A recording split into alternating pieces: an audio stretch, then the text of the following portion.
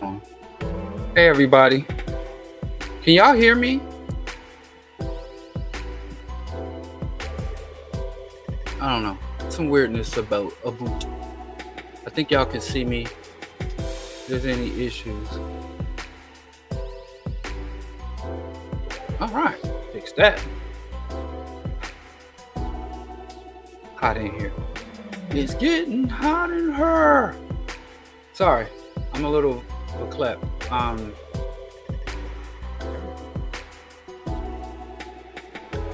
Okay, now I'm ready. Good evening, everyone. Thanks for joining me. Another BroDiallo broadcast. I'm so happy that you're here with me. Thanks everyone for tuning in, live and direct. I need a bigger desk. I don't be having a place to put all this shit I be hoarding. All these damn papers and books and shit. And then half the shit I don't even get to. I'll put that there for now. It's here in the drawer. Anyway, thank you for joining me. How was your week? How are things going? Everything good? Everything gravy? Of course, this is the BroDiallo broadcast. I'm here in the city of Chirac. Or should I say saying Chirac? Should I say Chi-Stein? Or Chi-Congo? Or Chi-Dan instead of Sudan in Chicago? The city of Chirac. I guess Chirac is old news. Y'all didn't already memory hold the genocide and the invasion of Iraq. I'm just waiting for more people to get in here. But like I said, I don't even know if I should be saying I'm broadcasting straight out of the city of Chirac. Maybe I should say I'm broadcasting out of Chicago. Chi-Congo? Or Chi-Go? I don't know. Or Chi-Congo. It's all the same. All the same. Anyway, it's depressing. You know, let me not say depressing. There ain't nothing to play with, but it is sad. Kind of strips your motivation. But anyway, let's get into the show, and then maybe we can drown our fears in revolutionary consciousness. I wouldn't spell it like that. I'd be like Chi-Congo.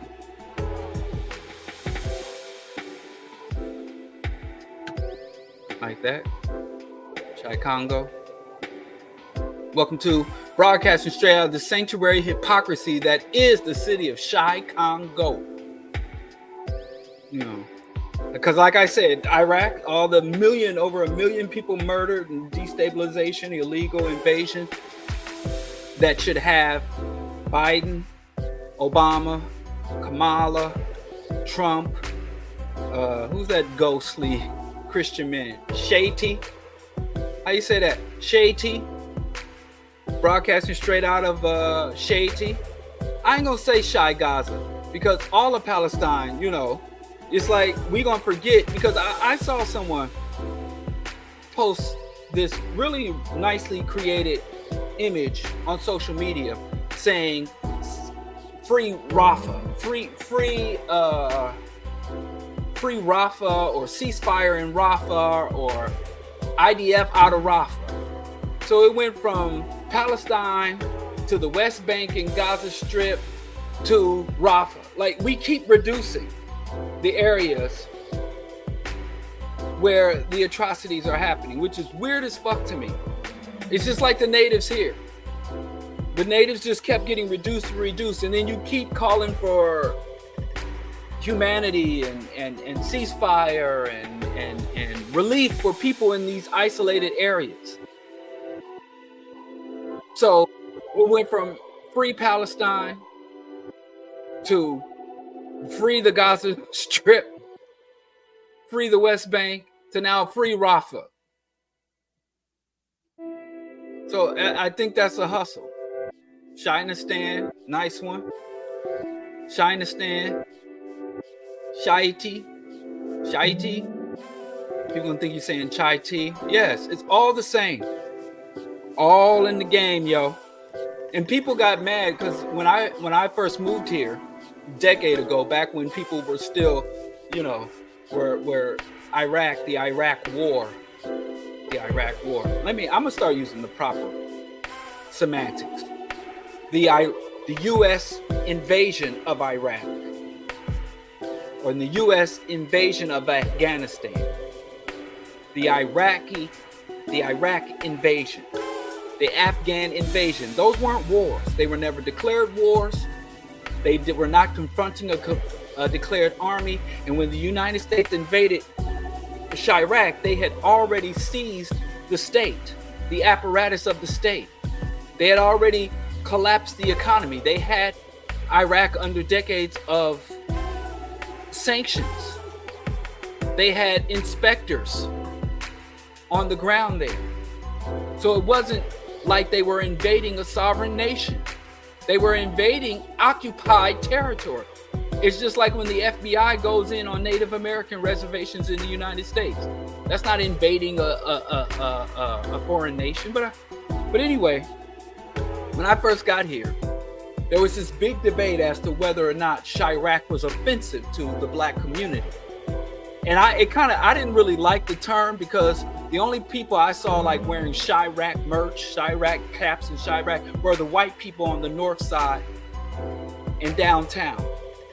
And there were white people in this city, in the affluent, safe areas of this city, who really got a kick out of from their friends overseas and their friends in other cities and their friends in the suburbs. Like, oh, you live in Chicago? Oh my word. Like, yeah, I'm a little dangerous. And white boys would be going to bars, picking up white girls, trying to flex their bravery and flex their strength, saying, hey, yeah, I live in Chicago. Wow, you must be so brave to live in Chicago. In Chicago, it's at that time was one of the safest cities in the United States for white people. And people say, well, we don't claim Chirac. We don't claim Chicago. We Chi-town. We Chicago. And I'm like, even if you don't like something, even if something's offensive, even if something is ugly, nasty, and harsh, if it ain't a lie, if it's the truth, you got to engage it. Denial is not a solution. What they say, denial ain't nothing but a river in Egypt. So when people was like, yeah, I don't like Chirac, when people say Chirac, don't say Chirac, I'm like, well, let's look at the facts on the ground. Let's look at Iraq, and let's look at the black community in Chicago. Foreign occupation, economic sanctions, and bled economic degradation and demonization of the population. The propping up of factions, gangs and cults, the propping up of factions that claim to represent the people but really are parasitic exploiters of the people. There are way too many overlaps of the occupied Iraq and oppressed Chicago. And I think it's apropos. It was an accurate assessment, and ugly, and nasty. People say it's gross, it's horrible, but it's real as fuck.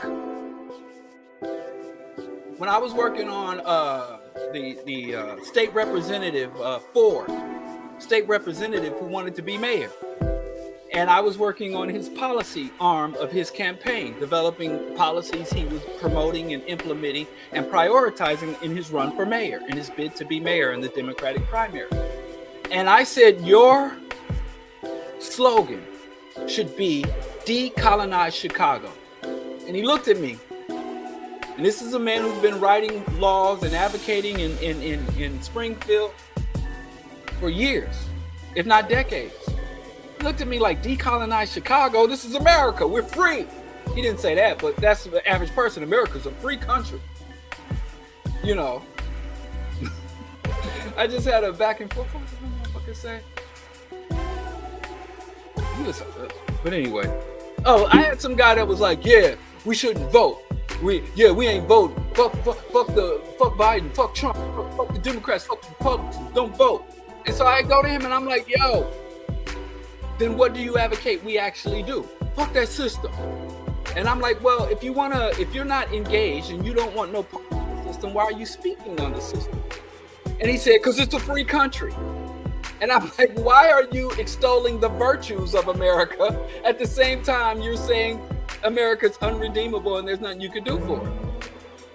But anyway, I thought that was funny. But anyway, I told this state representative, you should title your campaign that you are going to go on your campaign agenda and all the policies you intend to implement are for the purposes of decolonizing Chicago. And he was like, well, what does that mean? So I sat him down and I defined what politically, economically, socially, culturally, militarily, what defined a colony? What makes a state sovereign? What makes a community independent or interdependent? What defines a colonial relationships versus a partnership? And I just look at all these terms. And so I just started listening. What makes a nation a colony? And I listed all the things that would turn a sovereign territory into a colony of another territory.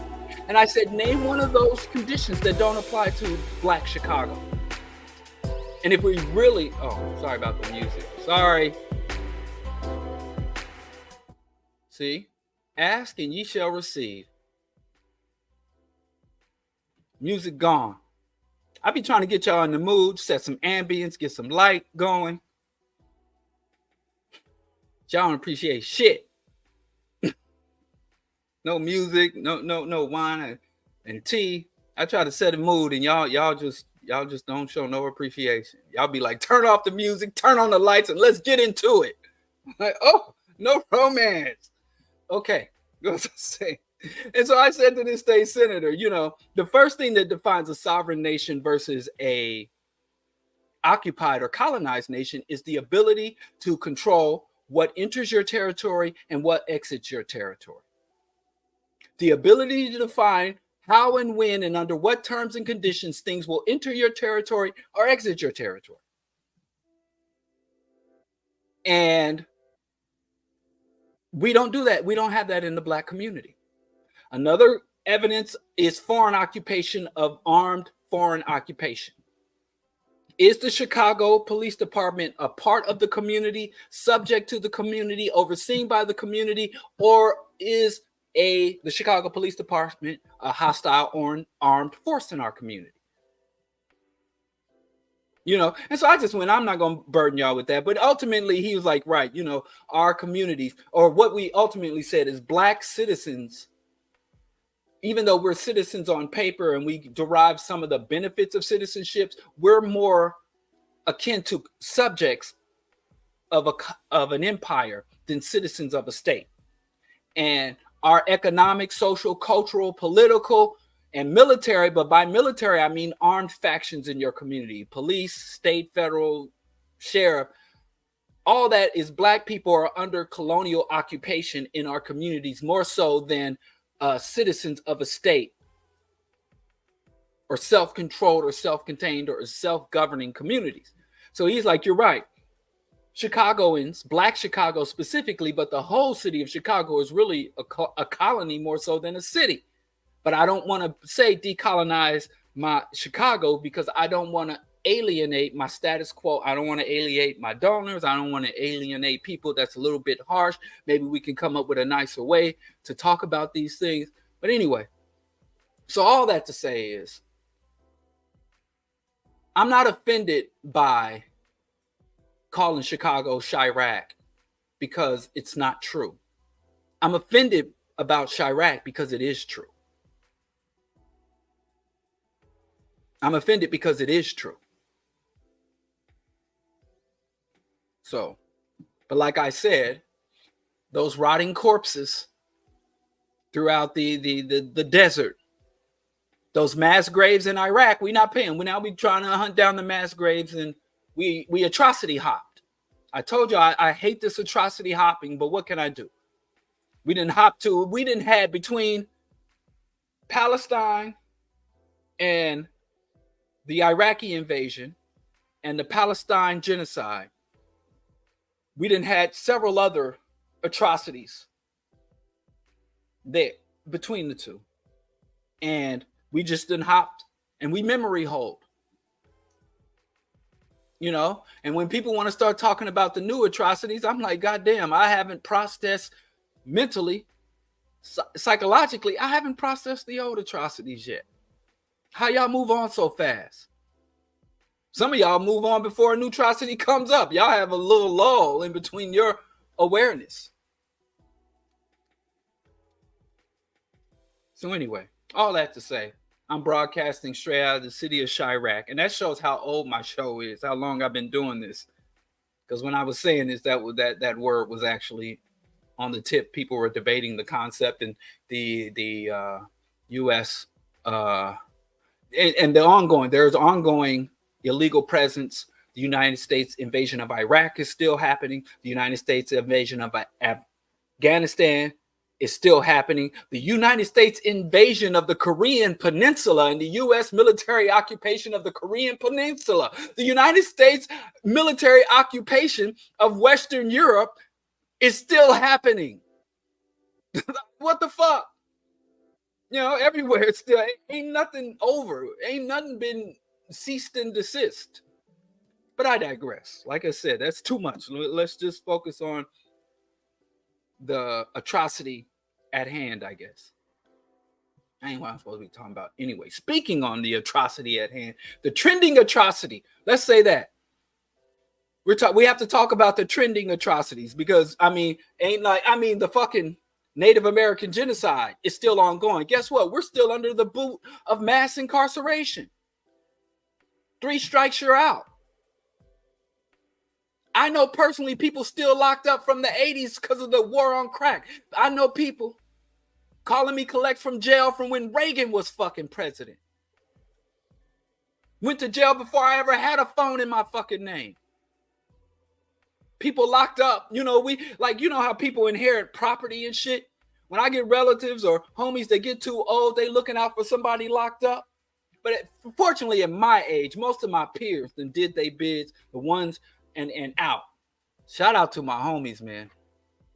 I ain't got no more. That was in the last, since that was my one excuse to be able to go to a gentleman's club. I tell my wife, well, my homie just got locked up. And he said he wanted to go watch the ladies dance, and me, it's for the brother, it's for the homie. He been away for a while. Let the homie live, and he ain't got his paperwork. They ain't mailed his ID to him. So, I got to drive him. There's no point in me waiting in the parking lot. So, my homies, I used to use my homies getting locked up. Shout out to Sage. And last time he got out after 17 years and we went to the Shady Lady. And it seems like it's the same ladies that was there.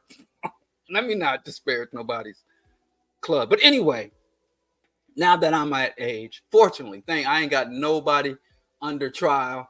None of my homies, none of the people I come up with, none of my older brothers than aged out.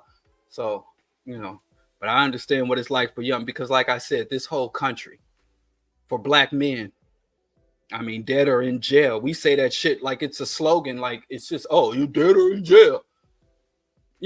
For young black men, this country is so murderous, incarcerable when it comes to black men. You as a black youth, I don't think other people understand. Like, you could be a black man and you don't do your multiplication tables. Like, your mama tell you, or your cousin or somebody, your auntie be like, go do your multiplication table. And so you sit there working, and then when nobody's paying attention, you would like go to play your PlayStation. You go to play your Nintendo Wii, and they'll come in the room like, you didn't finish you only got to the sixes. You didn't finish your multiplication table. You're going to end up dead or in jail. Like, as a black youth, as a black male youth in the United States, any type of deviation from the most sterile, well-behaved path, and they not just wrong, they like literally, as a young black man, somebody going to kill you. You wear the wrong colors. You don't learn. You don't conjugate your verbs. You don't know how to switch a word from plural to singular and back again. You don't do basic shit that all young men struggle with or do or don't as they grow up. And people will be telling you, you're going to end up dead or locked up. Grandma, I don't want to go to church. You don't even go to church. You better find yourself a church. You're going to end up dead or locked up. Because that's where, I mean, it's just, we fall, man. We fall. Life expectancy for black men, the homicide rates, like 7 or 8 times. We know how crazy, gun crazy white folks are. And white boys got we got 7 times more chance of getting clipped. You know, I didn't make it out of grade school before somebody I used to slap box with, you know, somebody I used to bust bottles with, and before somebody I knew, like grew up childhood friend. I didn't make it out of grade school before somebody I knew from childhood got shot.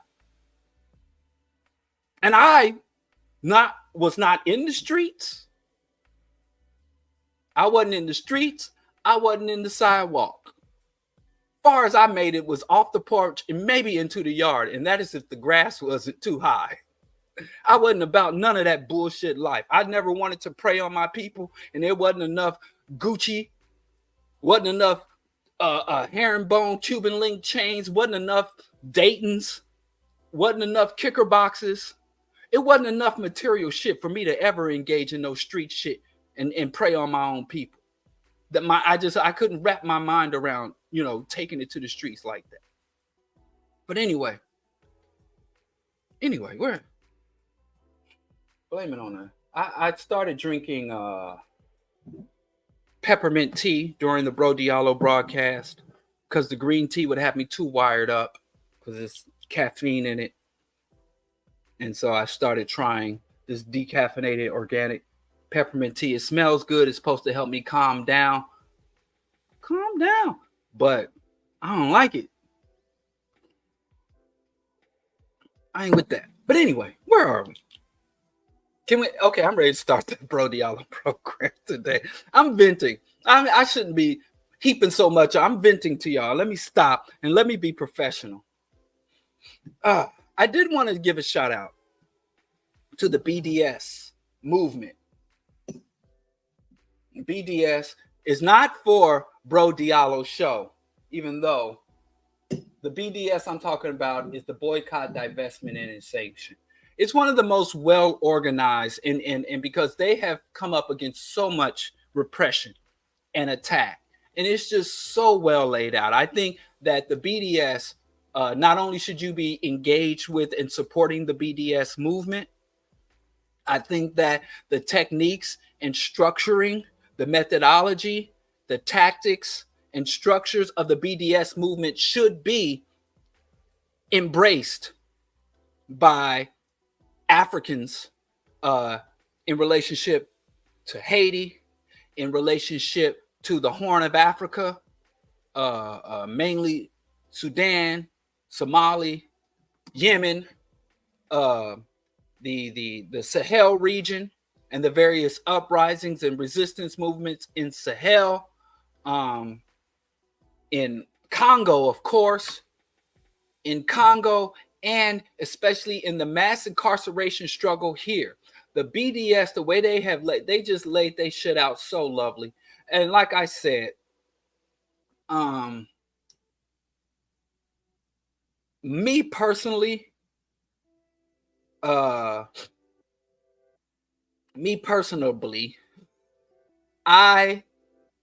really can't even take credit for these boycotts, because every time something come up for boycott, every single time without exception, it's already some shit I don't fuck with. Boy, y'all know y'all fuck with. It's always some shit I already don't fuck with. So, just see how they have the academic boycott, they have the cultural boycott, and the economic boycott. They don't want scholars to go there and to work or coordinate with Zionist academics or Zionist journals, academic journals, or Zionist educational institutions. Don't partner, don't send your scholars there to lecture, and don't let them come for yours. You got the cultural boycott, Beyonce, who violated the cultural boycott. Tiffany had shit, but ain't got shit no more. Tiffany had shit. She violated, so your artist Your creatives should not perform in Israel, allow their materials to be spread in Israel or shared, and blah, blah, blah, cultural boycott. And then the economic boycott, which is what we're most familiar for. Don't buy shit, they get off. So it's really well structured.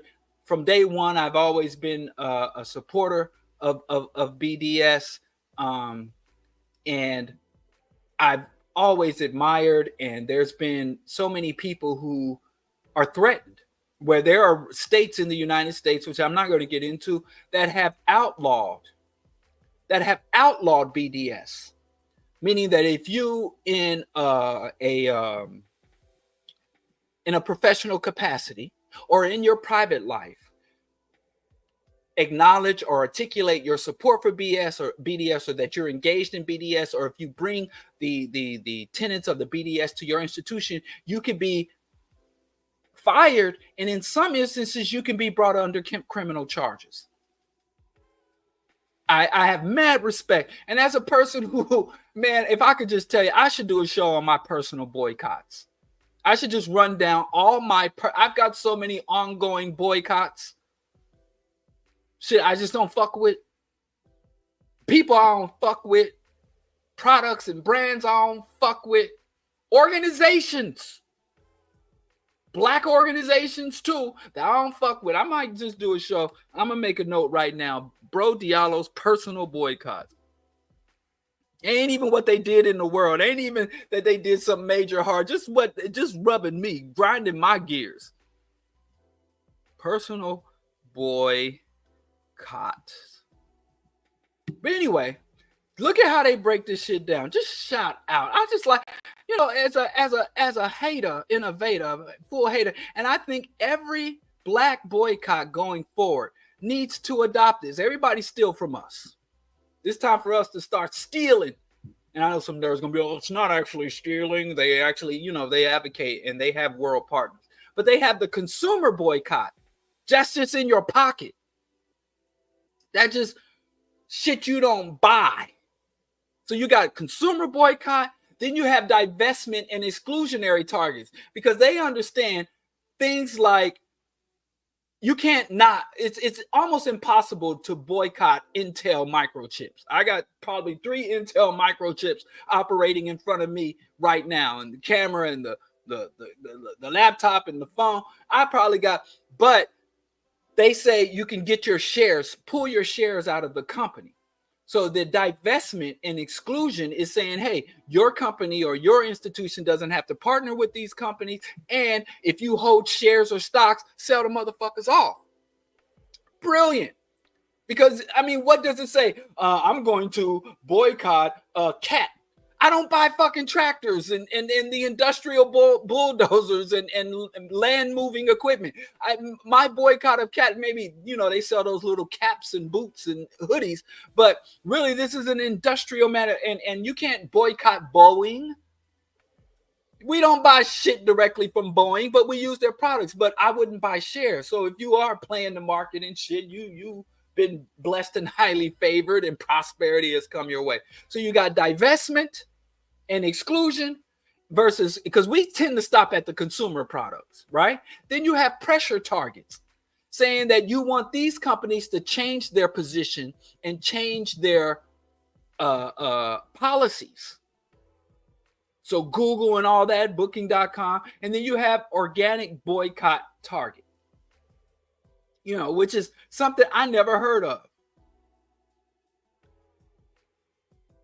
So just the way they didn't initiate these grassroots boycotts, but support them. So this is like, I would say more spontaneous boycott, but organic is fine.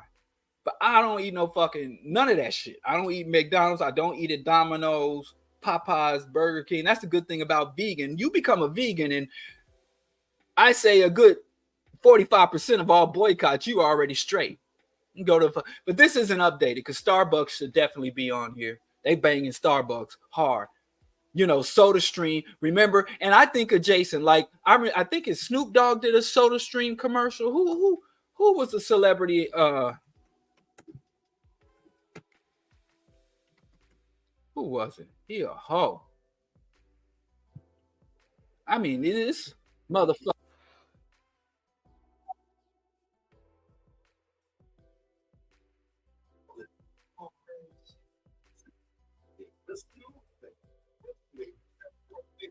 I enjoy a simple dinner I'm with my family. Hey, I don't want no copyright.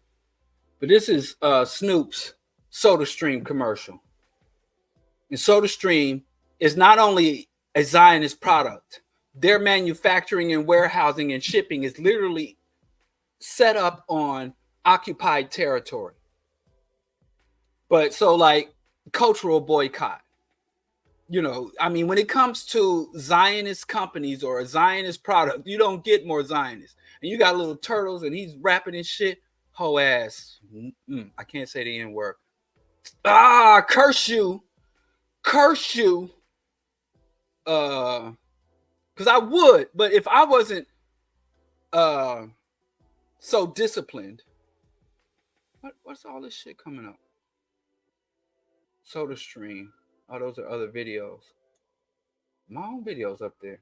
Anyway. Okay, if I wasn't such a disciplined soldier of the anti-N-word movement, if I wasn't such a staunch supporter of the Clear the Airways product, I would be sitting here calling Snoop a hoe ass nigga.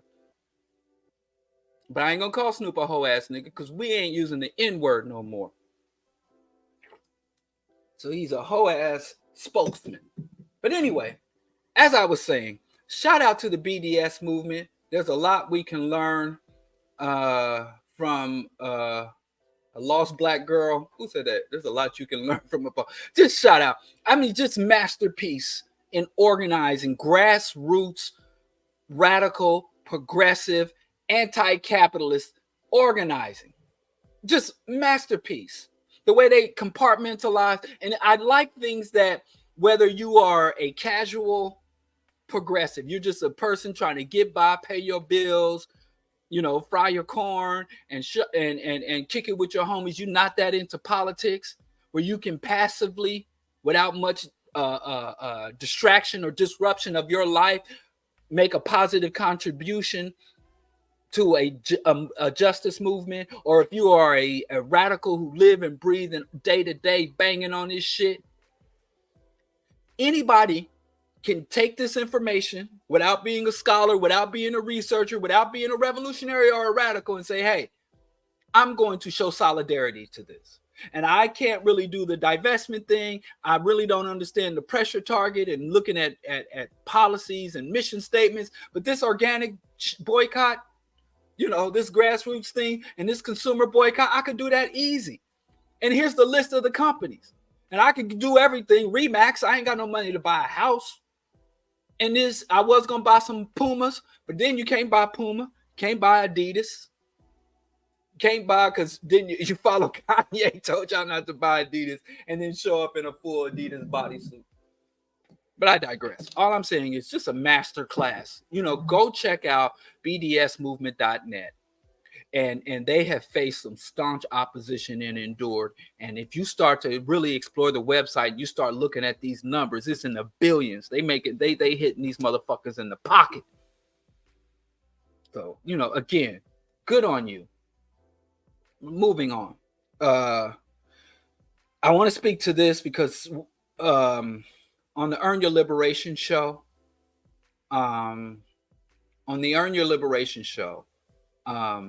we talked about Dr. Fubar saying that the immigrants are coming here to replace us, right? And this motherfucker gonna go on the record and say that he supports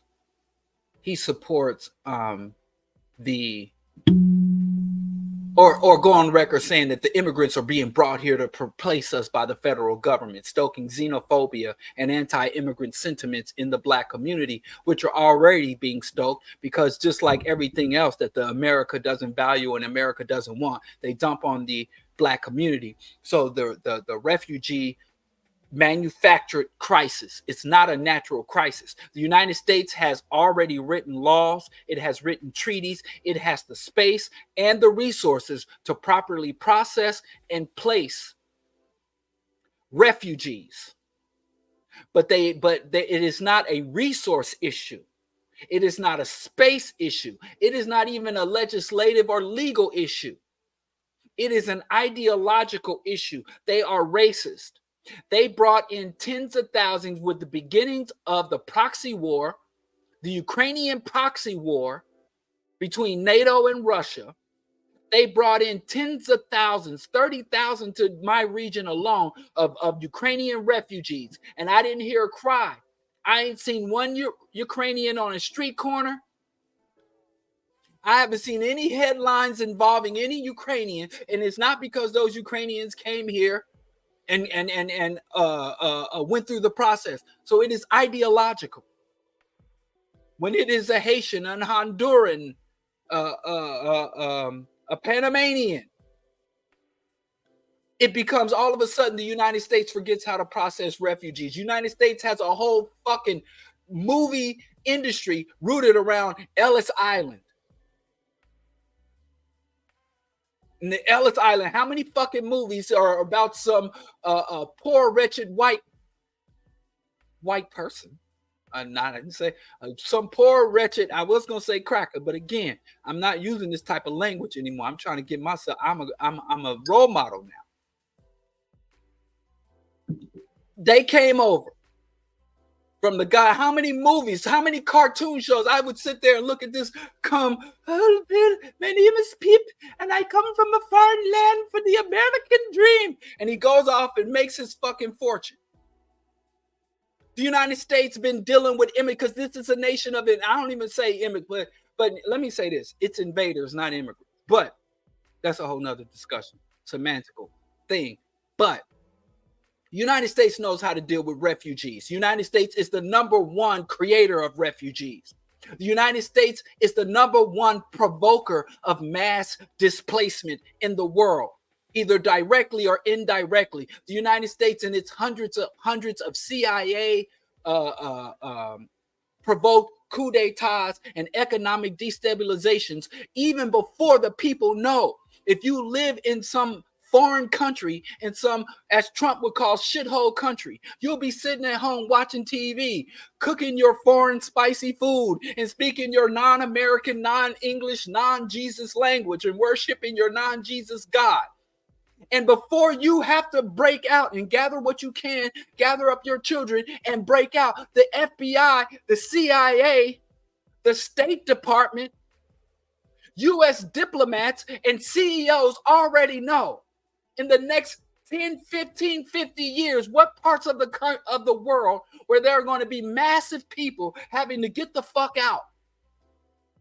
They already know. They knew about they were going to be they knew they created the Iraqi refugee crisis, the Afghan refugee crisis, the Kurdish refugee crisis. They knew about the Germans. They knew the Germans were going to move to slaughter the Jews, and they knew it before it happened. They know this shit before it happened because they cause it. They cause it. They started building prisons 10 years before they started legislating mandatory minimums. There's this weird cat that's been in my backyard. I ain't got a backyard. This is Chicago. In my alley. There's been this cat hollering, hooping and hollering in my alley. Of course, my son is like, we have to help it. I'm like, you put something out for it, but we vegans. We ain't even got no food scraps for the damn cat. But I digress. So anyway, the United States knows right now in the Pentagon. Right now, the Pentagon knows where the next 10 refugee crises are going to happen because they are planning to make them happen. And I say this all the time. When there have been times in history, you can look them up. I'm not going to go into them, but there's been times in history where there have been reverse flows of migration because nobody fucking wants to come to America. I mean, Noam Chomsky, and I know Noam Chomsky done fell out of favor for a lot of y'all. But Noam Chomsky said the United States is probably one of the only failed states in modern history. A failed state is not a state that's been attacked, that's been embargoed, that's been invaded, that's been subverted by economic hitmen and jackals. A failed state is a state that has been able to operate in sovereignty and because of its own policies, its own backwardsness, collapse under its own corruption and contradiction. That's a failed state. If I take a class and someone sticks uh sticks knitting needles in my ears to my ears bleed and I can't hear anymore, and therefore I can no longer attend class, I didn't fail that fucking class. But if I've been given all the resources I need to attend class and all the resources and time I need to study and follow the class, and then I don't pass, and I've failed that class. So the United States is a failed state. And just take a moment, if you know a recent or old school, people come to this country like this place is backwards as fuck. United States is a shithole country, but we've been so indoctrinated to think money equals quality. If you have a lot of money, you're doing something right. God has blessed you. God is using you to show out. We think Kanye lives a good life because he has a lot of fucking money, when that's one of the most miserable motherfuckers. The only person in this whole country that's probably more miserable than Kanye is Donald Trump. That's a miserable fucking man. And there's people out here to be like, Trump lives the good life. But I digress. Where am I? Anyway, I'm talking about the Arizona GOP. And this is something black people need to pay a fucking attention to. God damn it. The Arizona GOP wants to allow and loosen laws for the murder of trespassers. They want to allow Arizonan property owners, and this is after they already created an unconstitutional law permitting Arizona local police to enforce immigration, where that is a violation of the Constitution and division of powers. Local police do not enforce immigration. So even if an immigrant or a refugee commits a crime, they can prosecute and enforce the local statutes and laws. But then after that, whether that person does time or whatever, they have to turn that person over to federal authorities in order to carry out and determine whatever immigration related consequences. So after they did that, and then the regional Supreme Court, not the federal, says, "Yo, you can't do that. That's laws. And there's states' rights." They always say states' rights when they want to do a racism. But anyway, now they want to say, well, the laws that would allow for someone to legally shoot a trespasser are too stringent. In Arizona. So we want to loosen these laws for the purpose of allowing ranchers and land and property owners to use lethal force, not in self-defense, but to enforce trespassing. Now, even though I said I'm not for the streets, one charge I caught and I couldn't beat that fucking charge. Most of my charges, if you ever been like a protester or an activist, back when I was a liberal, I caught a trespassing charge. And you know how they do, if you've ever been to a protest or some type of activism or some sit-in where you singing "We Shall Overcome" and letting these crackers come and drag you away in cuffs. I've caught charges before. And many of the protests, especially if they didn't turn into rebellions, breaking shit and stuff, they'll really hit you with felonies like, intimidation of a public official and shit. I think they was threatening me with that one time. We were protesting local policymakers, local politicians, and they were like intimidation, attempts to influence, and just weird shit I didn't even know was fucking law. But anyway, one charge I caught was trespassing. That's one that caught and stuck. Couldn't beat that one. Normally they drop charges, when I was in New York, and they give me they'd arrest me or detain me, and then they give me a summons or a citation, and I show up to court on some shit, and it'll be like dozens of people that you saw, because they'll just round you up in mass. And they were like, "Oh, these are the student protesters." They put them all on the docket, and we come down, and they'd be like, "Case dismissed, case dismissed, case dismissed," and shit. And I remember during the Occupy movement, I didn't stick around for that. You go downtown during the Occupy that was downtown by the Bean, and I would go down there and debate with the anarchists and debate with the white communists and stuff. And I'd be down there, and they'd come and say, "Well, you're in the park after hours, and we order you to disperse." And they order from disperse, and the cops come with the horses and shit. And most of us would just be like, "Ain't nobody got time for this shit." So we go and we leave. And we'd leave, but for the larger Occupy encampment, some people be like, "I ain't going no fucking where." So they hit them people with all them charges, and then they have to go downtown, and they'd either drop it or give them a humble or whatever. But anyway, I saying that, if you ever want to, do a dossier, do a workup on BroDiallo, all you're gonna find, if it's still on there, is a trespassing charge.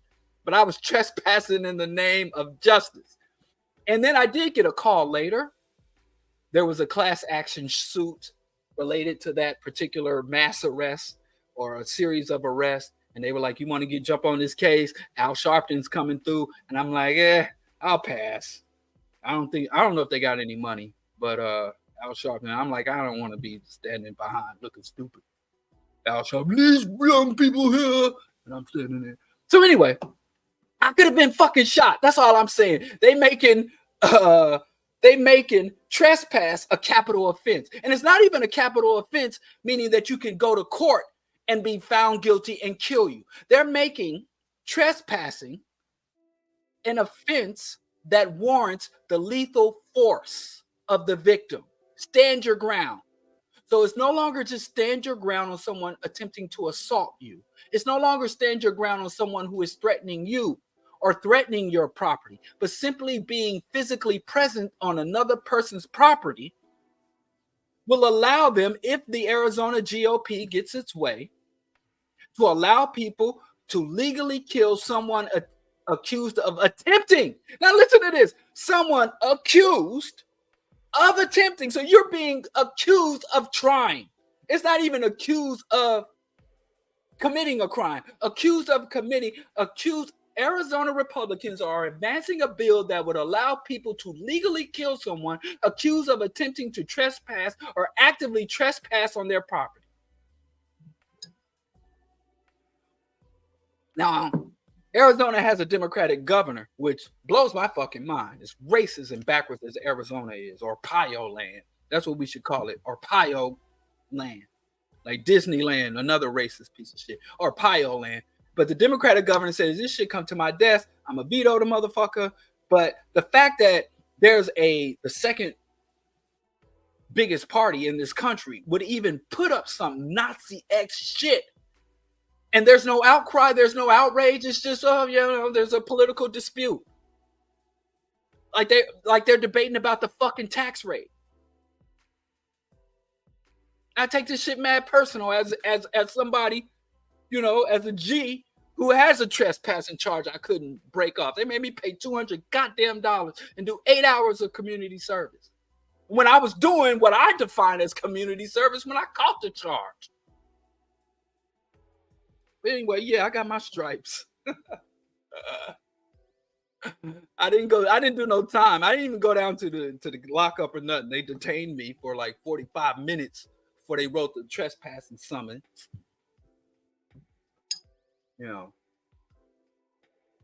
So when I did that 45-minute bid, it changed me, yo. I had to click up and everything, converted to Islam. Anyway, let me not mock. All I'm saying is, let me say one more thing, and then I'm gonna move on from this topic. Fuck you, black people. Starting with Dr. Fubar. Fuck you, black people that are getting in bed with these reactionary crackers talking this anti-immigration, xenophobic shit. They taking our jobs. They trying to replace us. Let me tell you something, black people. Whenever they make these kind of fucking laws, whenever they start trending, it always lands on us. No matter what it is, no matter who they claim they going after. Oh, you can kill immigrants if they trespass on your property. It doesn't say that. It doesn't say kill migrants, kill. Even if it said it, you should oppose it. But it says trespassers. And you got a place like Arizona. People out, your black child is on a moped somewhere. Or your young black child and his little girlfriend try to go off to a little secluded area to look at the sunset and do the stuff teens do. And some bloodthirsty racist unloads on them. You want to live in a fucking country where it's legal to kill people for trespassing, but some of y'all do. Because I see so many black people talking this shit. I stay strapped. Somebody touch my car. You gonna kill somebody over your fucking car? Did you behind on payments? They do you a solid to steal that shit. Don't steal my car now. That shit's 10 years old, so you ain't gonna get none for my car. It's not. I got a 9-year-old car, and I just paid that motherfucker. Don't steal mine. But if that car was brand new, 3 or 4 months old, and somebody ran off with that shit, so I just want to remind black people, because I see black people are supporting this shit, which those Negroes are gone. Those are coon, Uncle Tom, handkerchief, head, house slaves. But for the black people who think, well, they were just, that bill did not say refugees or immigrants, but I wouldn't want to I would oppose it with everything, even if it said that. But let me just tell y'all, when white folks start to move like this and do this kind of bullshit, it always falls on us. It always. Remember, prohibition landed on us. Alcohol and drug prohibition. White people, go look at them fucking cocaine cowboys documentaries. Ain't none of them motherfucking cocaine cowboys being interviewed from a prison cell. Them cocaine cowboy, one of them was sitting in a private airplane hangar. They sitting poolside talking about the tons of crack cocaine, the tons of pure Colombian, the tons of heroin, telling stories like they recounting frat boy stories, like they telling old college stories or their old sporting days. Go back and look at them cocaine cowboy documentaries and show me the white boy that's being interviewed from a prison cell.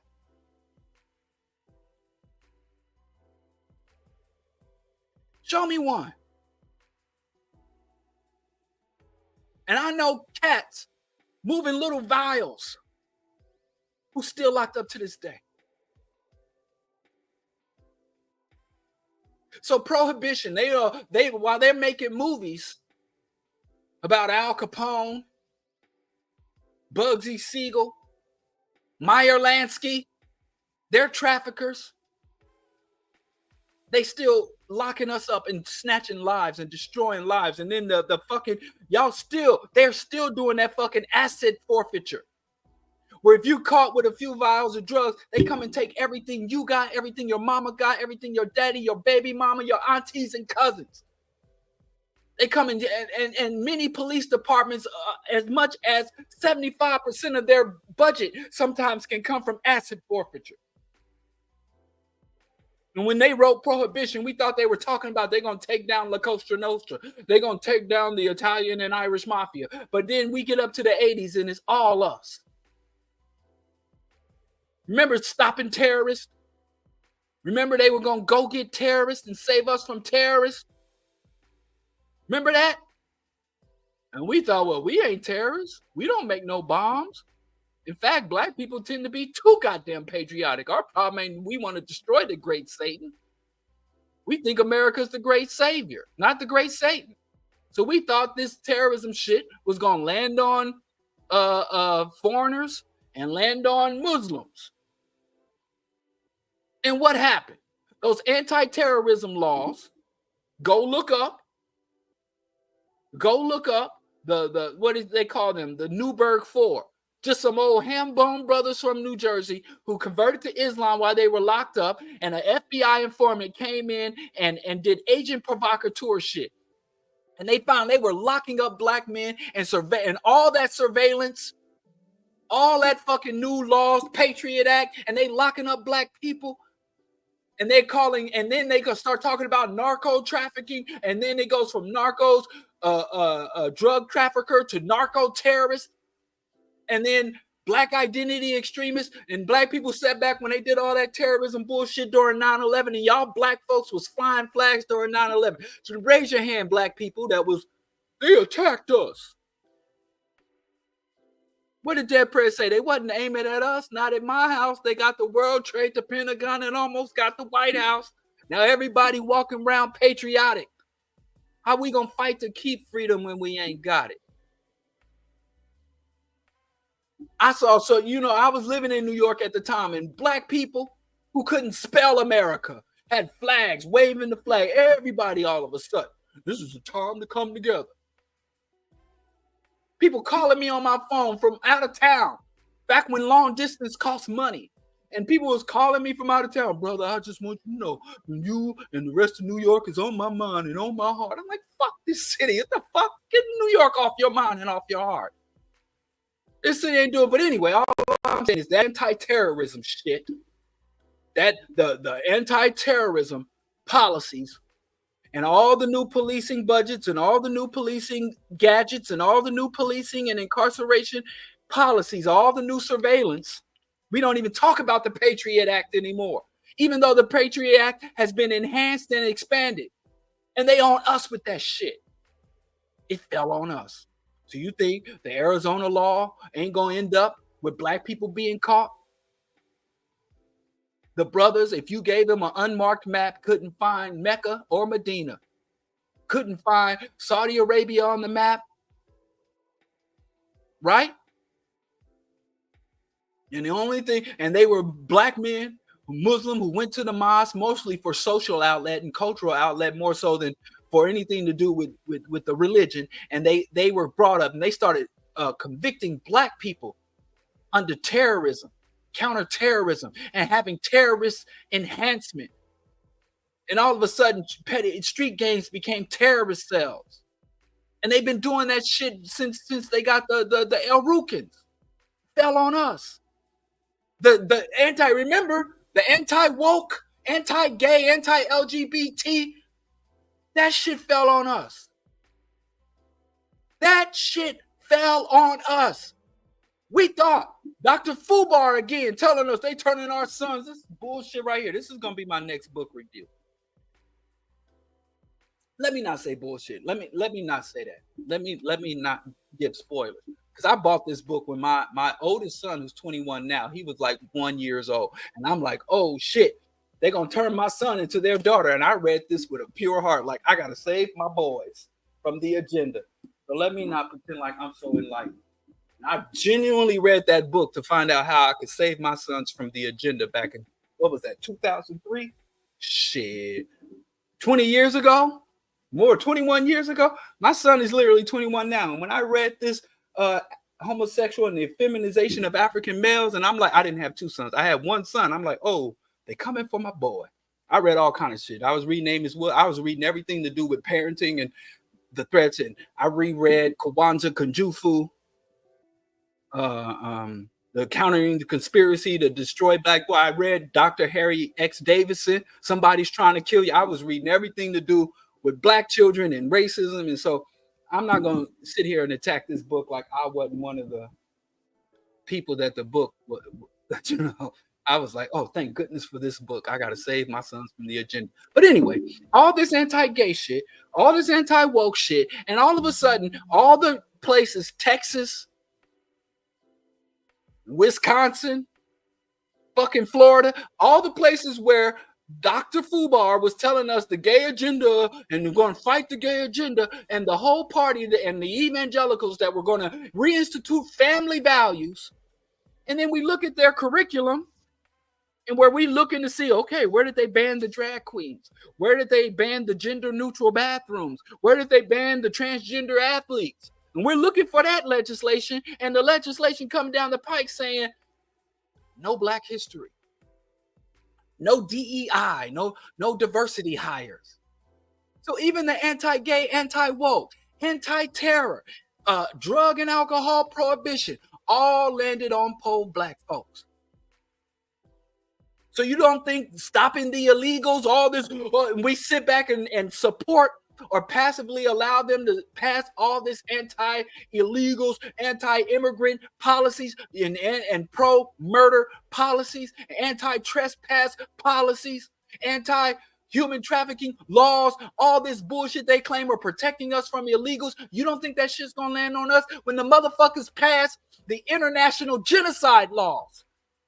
When the motherfuckers pass the international criminal court laws? And we sat back like, oh, they're going to pass an international law against the genocide. You think they were going to come get Bill Clinton from supporting genocide, or get any American or any U.S. CEO, DuPont, Boeing, Raytheon? You think they're going to come get a CEO and bring him up on genocide charges, or a Western European on crimes against humanity? Let me just, man, the proof is in the pudding. I don't even know where shit's going. Look at this. Where is it? These are people convicted of crimes against humanity. Let me just share. It always lands on us.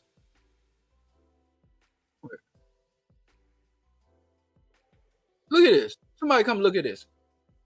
People convicted of crimes against humanity by nationality. Argentina. Now, when it says P, these are current, right? Argentina, Austrian. Now, this goes all the way back to World War I.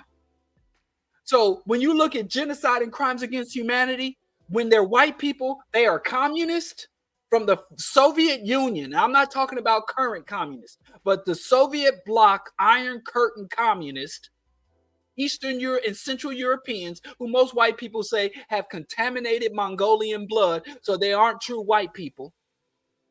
I mean, a lot of Slavic racism, a lot of Eastern European racism is Slavic white people trying to prove to the Aryan whites that they are just as white as them. So he's like, listen, I can hate as much as you.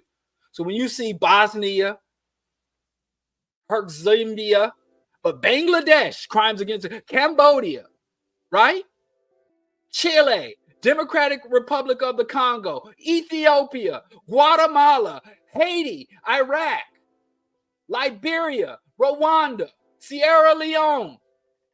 We were like, oh yeah, they're going to make a crime. The crackers are going to come and commit. They did commit atrocities. Communists committed atrocities. More atrocities than the capitalists. And you talking past tense? But okay, we can get into the communist atrocity. And who truly was behind those famines and atrocities? And they only became atrocities because many of those communist nations, from India and its leftist rebellions, Vietnam, the people been dying before the communists rose up and took power. But I digress. All of them. Not one capitalist, not one Western European crime against humanity. The genocide list is even fucking weirder, right? The genocide list. Y'all know who the first man convicted of genocide?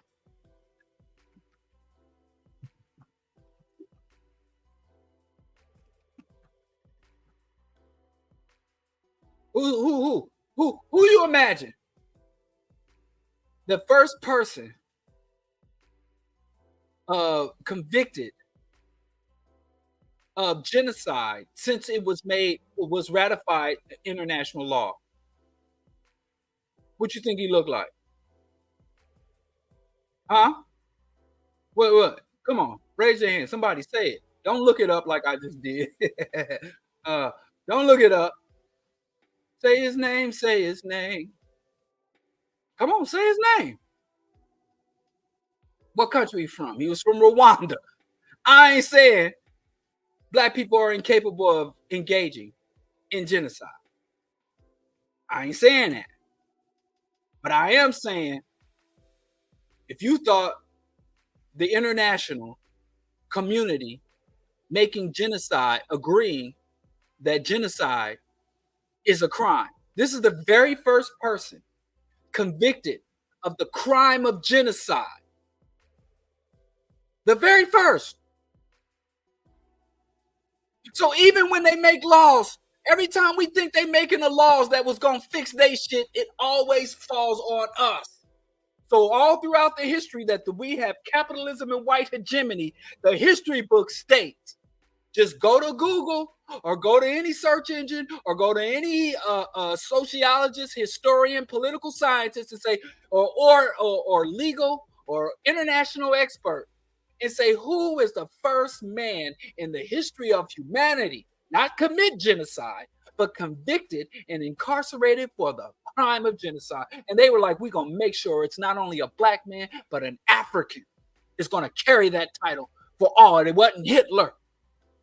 It wasn't even Stalin or Mao or even the other white folks that they hate. They made sure of that shit. What's this game about? So all I'm telling you, black people, all I'm telling you, and when you look at, there's currently people on the run for genocide right now. There's current open cases of genocide by the ICC. Now, one of them is an American, a British, a German, a Spaniard. None of them can be defined as capitalist, CEOs. None of the white elites or the white elites handpicked puppets like the Arab oligarchs. No oligarchs. But I digress. So all I'm saying is, black people, when you see white folks make these regressive laws or say we're going to have this major crime, we're going to transform the laws, we're going to go against the war on drugs, war on terror, war on immigrants, war on genocide, war on poverty, that shit always falls on us. And so you look mad fucking stupid when you support white people in their reactionary and regressive policies thinking you might be exempt. I ain't gay. I'm not an illegal immigrant. I'm not a terrorist. I don't plan on committing no genocide. I don't abuse drugs or sell drugs. I'm telling you, this is the bottom line, and this is the point you need to take away, black man and black woman. We cannot ride injustice to arrive at justice. We cannot ride injustice to arrive at justice.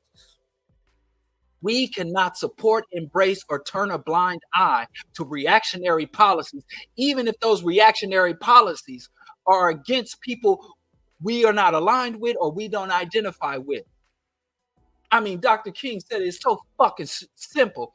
An injustice anywhere is a threat to justice everywhere. That's not just a smooth slogan. That is literally the case. Ain't no such thing as halfway revolutionaries. And there's too many black conscious people who are like, I'm pro-black. I don't care about the Arabs. I don't care about Palestine. I don't care about the immigrants. They taking our jobs and beefing with everybody except for the oppressors. I'm telling you, if you are fighting for African liberation, opposing any forms of injustice or oppression against any other group of people does not detract, does not take away from. People out here advocating for just handling of the refugees and victims of U.S. imperialism are not stealing resources from victims of U.S. racism. And I'm so sick of black people talking about they're giving money to the immigrants, to the Venezuelans. That's our reparations money. That's not how it fucking works. And we got to stop with this mentality that the white man has only so much justice in his justice jar. And when he's handing out justice to his victims, if he gives justice to one victim, that's less justice for another victim. That's not how it fucking works. You have to take a stand and be in favor of justice across the board in all situations and all conditions. You cannot be a black liberationist and not be against sexism, misogyny, homophobia and repression, religious repression and oppression, economic. You got to be class conscious. You have to be anti-imperialist. You either all that shit or you ain't none of it. But I digress. Moving on. Stop trying to figure out, well, this particular injustice either exempts me or this particular justice might help me. Because if they don't give money, if they are down there, if the white man's down there in Arizona shooting refugees, then he won't be up in Chicago shooting black kids. That's not. They got enough for us. They can do both. Walk and chew gum at the same. Racism, they can xenophobia and racism at the same time. And the more power you give them to do wrong over there, you validate and excuse the wrongs in your own house. Just like the radiation and pollution they emit respects no borders, the racism and atrocities they commit do not respect borders either. Let's go. I want to open up, and I want to finish on time, and I want to open up. Let me talk. Now, this is a good segue into reparations. All I got to fucking say is the show is Reparations, the Bastard of Integration. And I'm not saying reparations is the bad. It has become the bastard of reparations. I should say reparations have become the bastard of integration. And the reason I say that is because we had allowed reactionary groups like ADOS, Foundational Black Americans, Black capitalists, Black reactionaries, Black Democrats, and other Black people who are not justice and liberation minded take over and take the forefront of the reparation struggles. We've allowed them to dilute and bastardize the very concept of what reparations is. And anybody that could have a slogan related to the liberation of African people as cut the check. First and foremost, as Bobby E. Wright said, blood debts must be paid in blood. I'm going to say that one more time. Blood debts must be paid in blood. Some debts can never be repaid. And the fact that you can put a dollar figure on our suffering, but there's so many implications to reparations and the promise of reparations that we pay no attention to, just like we paid no attention to civil rights. There were Black people who thought if I can get to the front of this bus and I could drink out of that fountain, and if I can enroll my child in that cracker school, all my problems will dissipate. That Ruby Bridge image makes me fucking sick.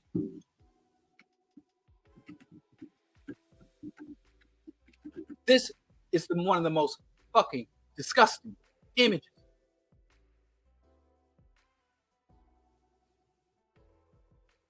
This is a shame. It is horrendous. And shame on us all. Ain't even that. Hold on. Where? And I hate to say this as an angry Black man. What is going on? I hate to say this, but I actually like Norman Rockwell paintings. You know, as a person who tends to like Norman Rockwell paintings, Americana, this shit right here, this is the painting. This little Black girl. Now, we literally fought, died, and sacrificed to get our children into the belly of the beast, right? Now, I know this is probably just a rehashing of my panacea discussion. Because all forms of oppression are intertwined. But let me just say what I got to say, and then I want to open up for discussion. And I want to go have me a chili dog. We have vegan chili dogs tonight because my wife has class. I got the BroDiallo show, so we just gonna eat some junk food for dinner, late dinner. So what do you want from me? My life ain't together. I'm like Kanye. I know I look good on the surface, but I'm like broke Kanye. My life is, but I digress. I look forward to the chili dog. But I like to wrap up before she starts tapping on the door. And then she tries to act nice. You know, my wife, I don't know if y'all watch my show sometime. My wife will do this gentle tap on the door and be like, "Oh, honey, dinner's ready." Or she'll be like, "Oh, we're going to start the movie and pour us some wine, honey." But you know, because she think y'all can hear her. She think she thinks she wants to be heard in the background. But then I get off and she's like, "Damn it, you supposed to stop 20 minutes. What's wrong with you? Got me sitting out here waiting on your ass." And I should be like, I'm still live. Oh, you know. But anyway, she be fronting y'all. Don't be thinking. If y'all falling for it, her gentle voice, "Honey, it's dinner time. Will you be concluding your show soon, so that I may serve thee, my king?" Don't fall for it. I should stay live all the time. Just like bring y'all to dinner with me, because man, the live wife, that's the woman I thought of. Let me stop playing. I'm gonna get in trouble for this. So when I go off live, I might have to bring y'all. Just stay on live. It's everywhere. My son's everybody. Y'all don't hear my son. My sons be out there banging around and shit, going through shit. And everybody chill out when the live is on. Like my home is a peaceful, calm, quiet place. But I digress. We talking about something. Let's get serious. All I'm saying is we made some serious mistakes during the civil rights movement. And every single one of them motherfucking mistakes is being repeated in the reparations movement. Number one, the civil rights movement, the history is distorted. And we're allowing the history and reality of the reparations movement to be distorted. The civil rights movement predates Martin Luther King. The NAACP for a long time, going back to Booker T. Washington. Booker T. Washington, and it's really, if you listen to or if you read Booker T. Washington, Cast Down Your Pail, a lot of his rhetoric has been resurrected by people like Cuddly Mike. Y'all call him Killer. But when it comes to white folks, they love that man. Anybody white folks love that much can't be for us. But I digress. Cuddly Mike, where he was talking, you go back and look up that where Jared had sent it to me, and then he said he was going to play it, and then he never came up again.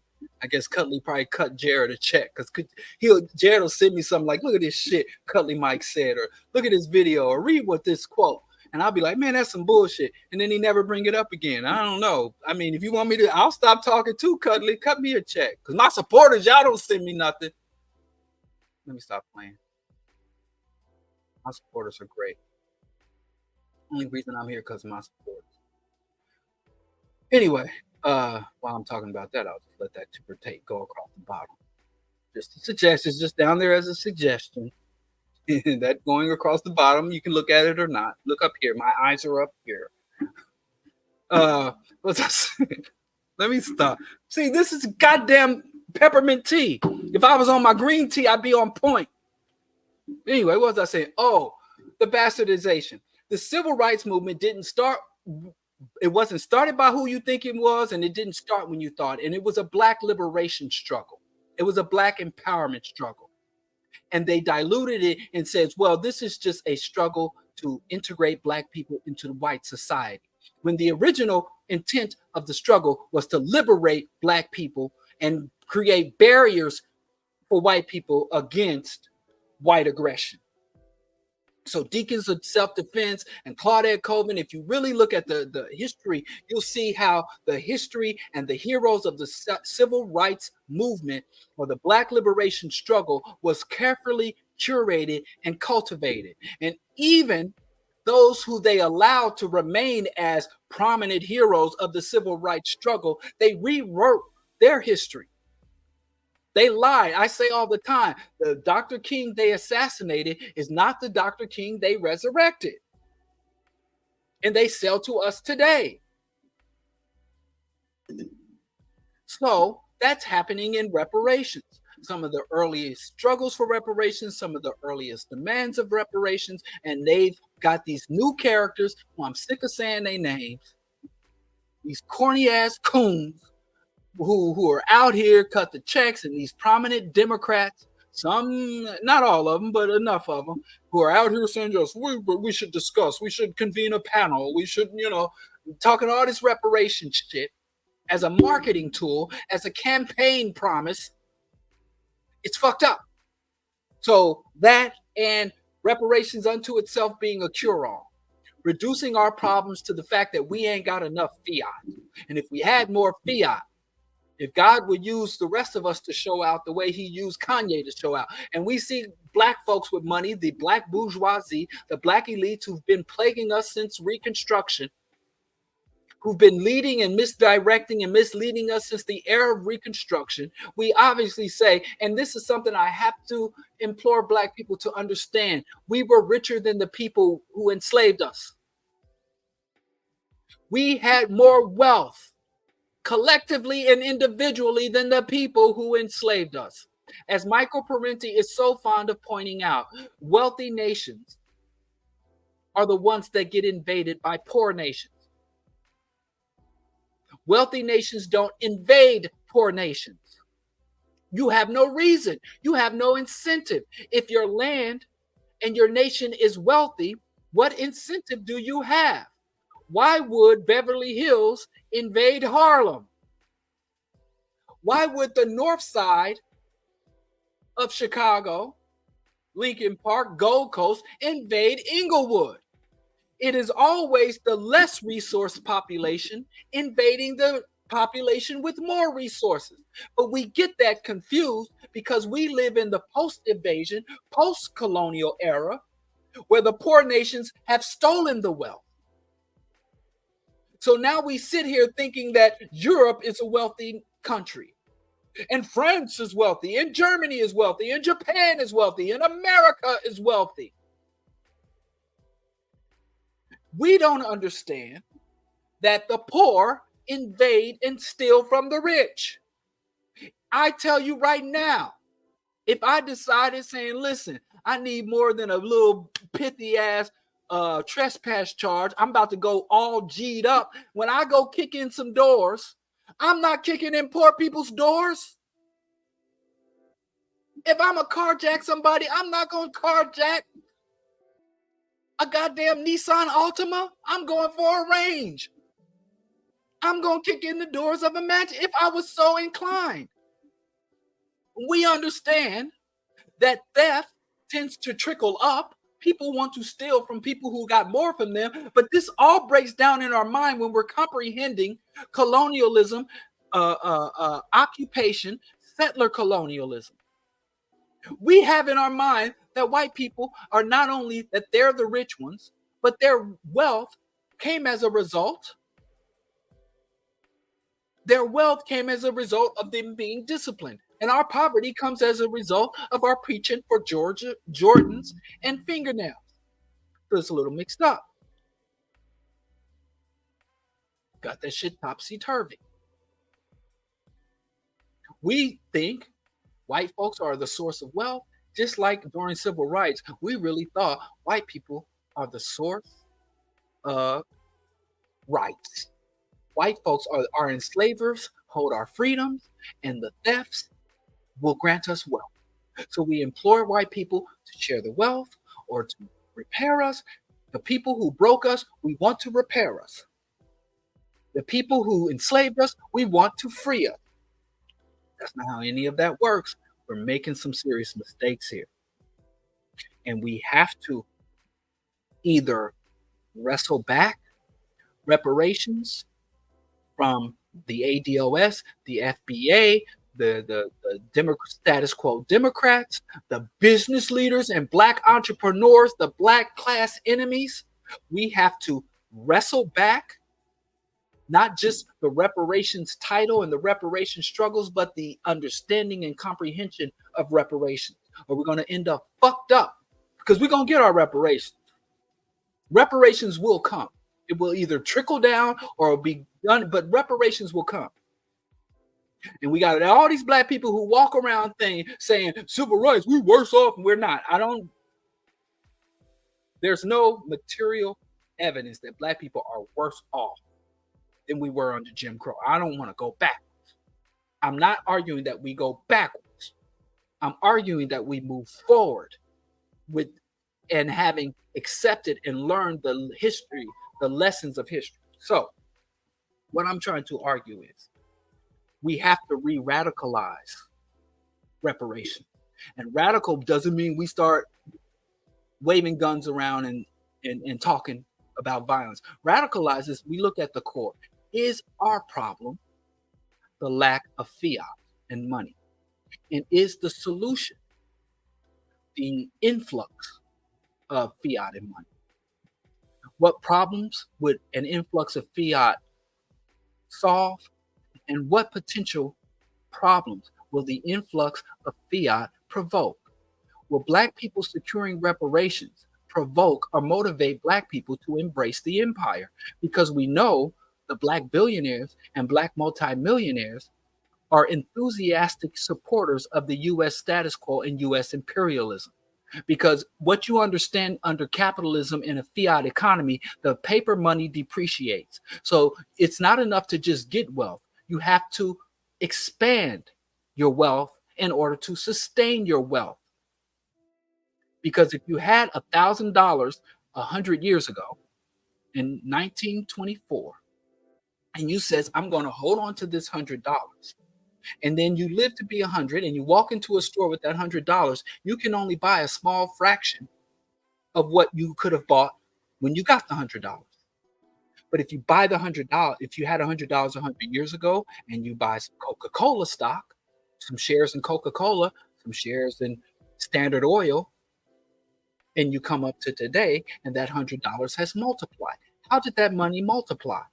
Because those multinational corporations, Wall Street itself, and the US government over the last 100 years have conspired to maintain an imperialist system and to subvert any attempts by a nation, a leader, or organizations to impose sovereignty and just distribution of resources across the globe.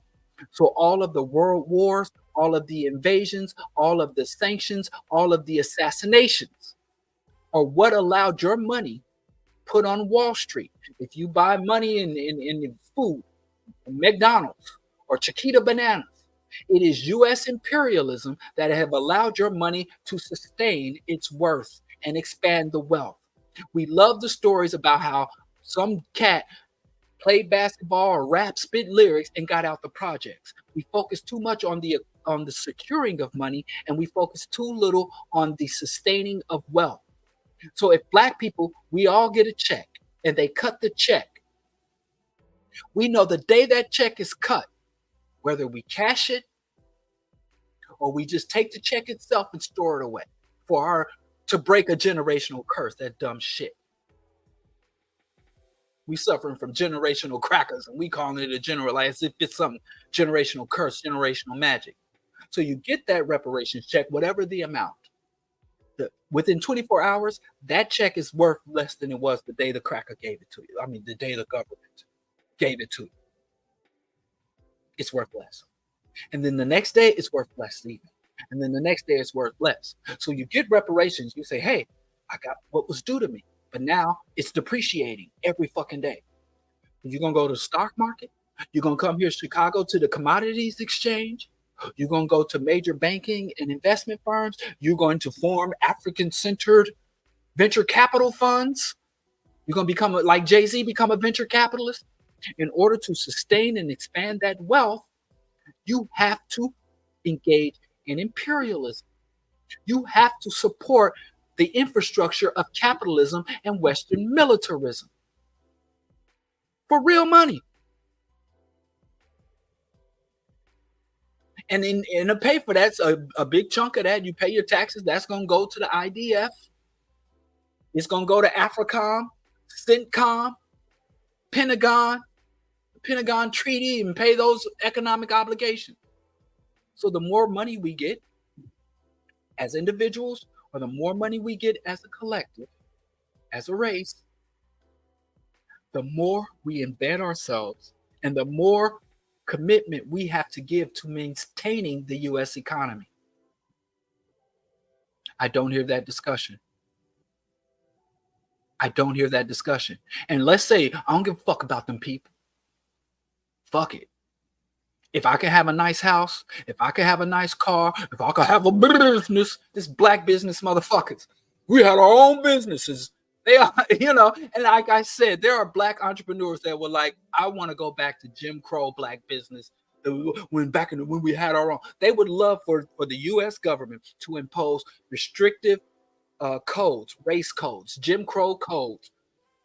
So we have to only shop in black towns and black businesses, and it's a myth. That whole thriving black business, Black Wall Street, y'all go with Jared Ball. He can dispel. We were still in massive poverty, rickets. I've had opportunities to sit down from Oklahoma. My folks was exodusters. My great grandfather, Stonix Bowie, came up out of Oklahoma. And black people were not thriving in Black Wall Street. No more than white folks are thriving. Even white poverty was not eradicated by White Wall Street. If you look at white poverty and how white poverty, white child labor, white life expectancy was expanded, it was welfare, social safety net, government handouts, government infrastructure investment. White Wall Street didn't save white people. So how the fuck a imitation black Wall Street, chocolate coated Wall Street, gonna save us? I just say black people with this reparation. And we have wealth. We become more committed to sustaining and more obligated to sustaining the systems and institutions of white hegemony. How do you maintain reparations wealth that we earn? We earn that our ancestors worked and died for. How do you maintain it? How do you sustain it?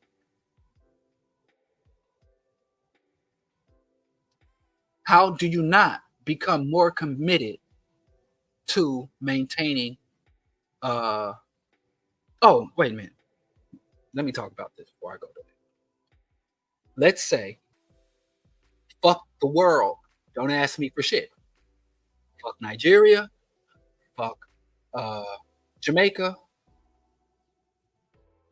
Fuck Palestine. Fuck all that shit. I got mine. I got my house. I got my significant other. I got kids gonna be able to go to any school they want. You got the American motherfucking dream, right? What about the ecosystems?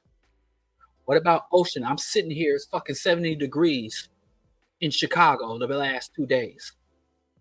What about the collapse of the water table? What about microplastic? What about dioxin? What about depleted uranium? The earth, and you think reparations will give us enough money to get a seat on Elon Musk's rocket, on the Virgin rocket, on Bezos' rocket? That's what y'all gonna do with y'all reparations money? So not only do you support the ongoing repression and genocide across the globe that allows for capitalist investment to expand, allow for profits to be sustained. Not only do you do that, you have to align yourself with the destruction and hyper exploitation of the world's ecosystem and become content with the exploitation of everything from the sperm whale to the polar bear to the Siberian tiger. Mass extinction. Right? And you have to get with the whole, and somebody got it. And I again, I'm sorry, but I'm just quoting Dick Gregory. So this is his fault. Dick Gregory said, somebody got to be the nigga. He said, when you look at European history, when you look at European culture, they always had a nigga. They had a nigga long before they found us, and they had niggas long. They're going to have niggas long after every black person is gone. We just the niggas of now. And when we push up and we start rebelling and rising up and fighting, and we say we ain't going to be no niggas no more, go look at European history. Look at how they treated the Jews and talked about blood. Look at how they treated the Irish. Look at how they treated the Slav. Look at how they treat the Gypsy Roma. Look at how they treat the Protestant when the Catholics are in power. Look at how the Protestants treat the Catholics when they're in power. Look at how they treat their own fucking women. Look at how they treat their children, child labor laws. Even in America, modern times, they legislated protection of livestock, and they created laws on how you protect livestock before they wrote laws on how to protect their own damn kids. So let's say black people get enough money to become exempt from the nigger box. Who are they going to start to target and scapegoat? Migrants, transgenders are already, they running out of scapegoat. And are you going to have to participate in that? Just like every other group that seeks to elevate within this current status quo. They have to participate. The Irish came here and they were calling Irish genetically inferior. They were calling Irish tainted blood. They were calling Irish subhuman. And they were like, Irish, you want to be white? It's like, yes, then you got to get jumped in. So we're going to burn. The Irish set about being more racist than the Anglo-Saxon Protestant. The Irish Catholics, like, we're going to out racism you. A lot of so-called Latinos come to this country. And the first thing they do when they get papers is like, oh, I don't like the blacks, so I don't trust the blacks. Don't go around the black, because they got to prove, hey, I'm down.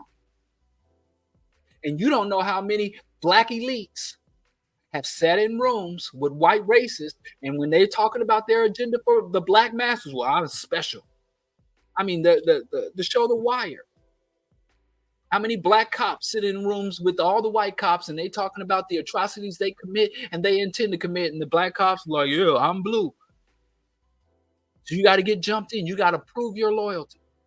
So we got a bunch of well-meaning black folks, comfortable, wealthy, elite status black folks sitting there saying, well, shit, I need the line to go up. I need the profits. I need manufacturing. I need the hold of resources. I need resource extraction. I need territory we occupy. I need all that shit to keep going up. Because if it flats or goes down, then my reparations become moot.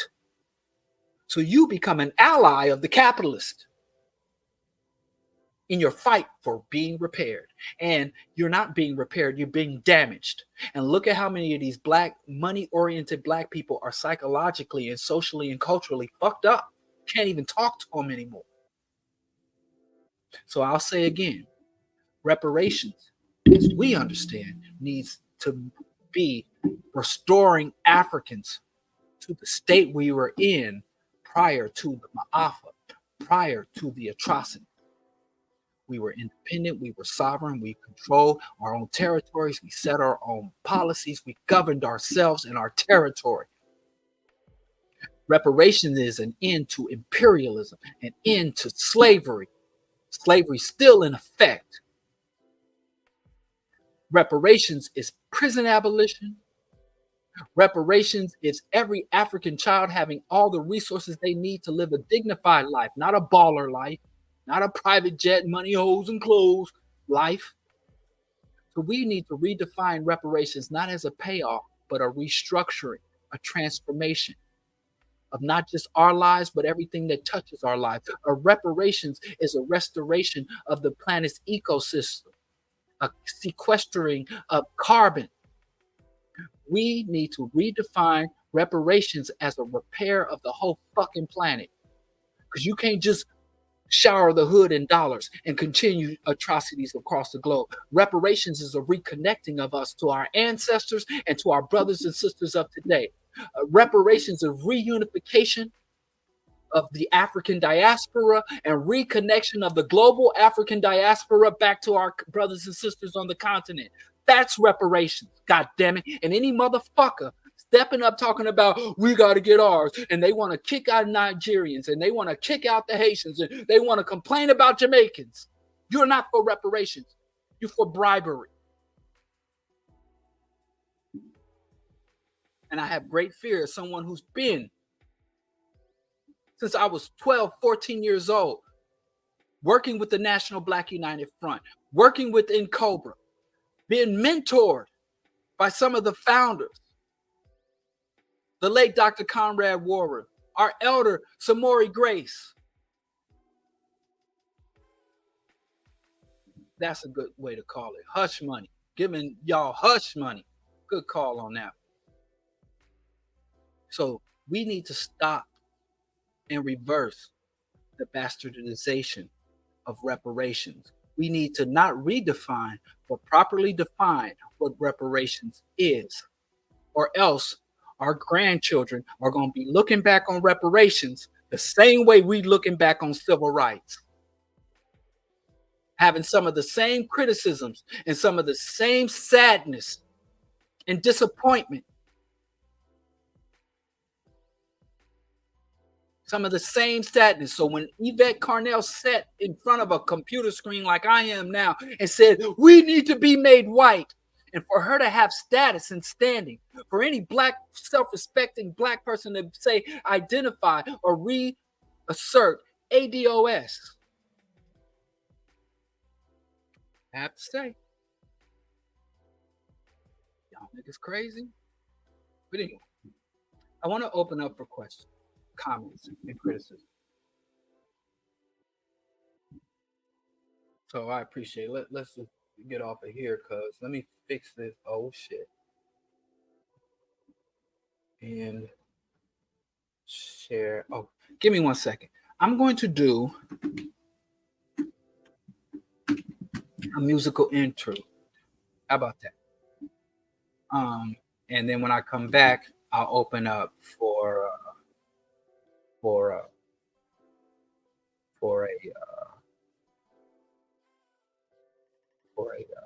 Q&A, but I gotta go handle some business. So let's skip Coon, who's supposed to be here Wednesday. Skip, where you at, homie?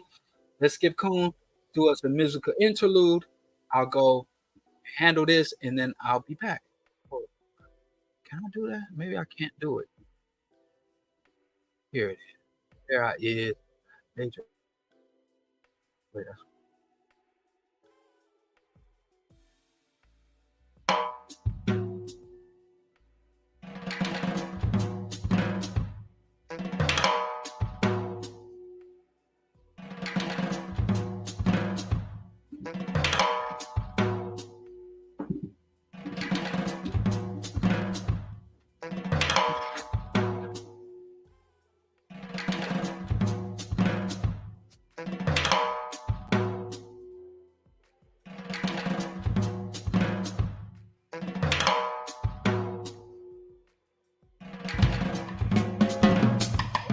When that feces hit the oscillating rotator, pistols popping at your face, I never needed freedom papers. Faith in Christ, Rugers and armor like 15s. Allahu Akbar, John 3:16. Freedom of death and patience make us cage birds sing. I love the feeling of the power that recoil bring. I love the way my wife and mama make me pump my wings. I love happy and round bird, make me think new things. Right bones, right songs, and that struggle lifelong. Change all you want and you can never be long. So I stay in my own lane, mow my own lawn, and I bid y'all to do until I see dawn. Cheech and Chong serving y'all ding, ding, ding. So I'm cooking vegetables, so eat it, y'all don't. It's what you need, what you want. I'm giving what you need, and they selling what you want. But it is what it is. It is what it is. It is what it is. This is what it is. The people that I'm fighting for, really who I'm beefing with. It's funny, but I can't laugh, so I done came to peace with it. These the tools I got, so these the tools that I'm working with. I'm cool and they heard of it, but they don't hear a word of it. Complaining, I'm just saying that we already behind when we stop the playing. Do we wonder what happens to kids that's jamming what we making? Or as long as it's dollars for the making, we be making money and selling ourselves. Hell, bills in the mail. Well, he's in the sale, and the stories that we tell reflect our situation, so we put it on the shelves, package it and pray that it sells. It is what it is. It is what it is. It is what it is. This is what it is.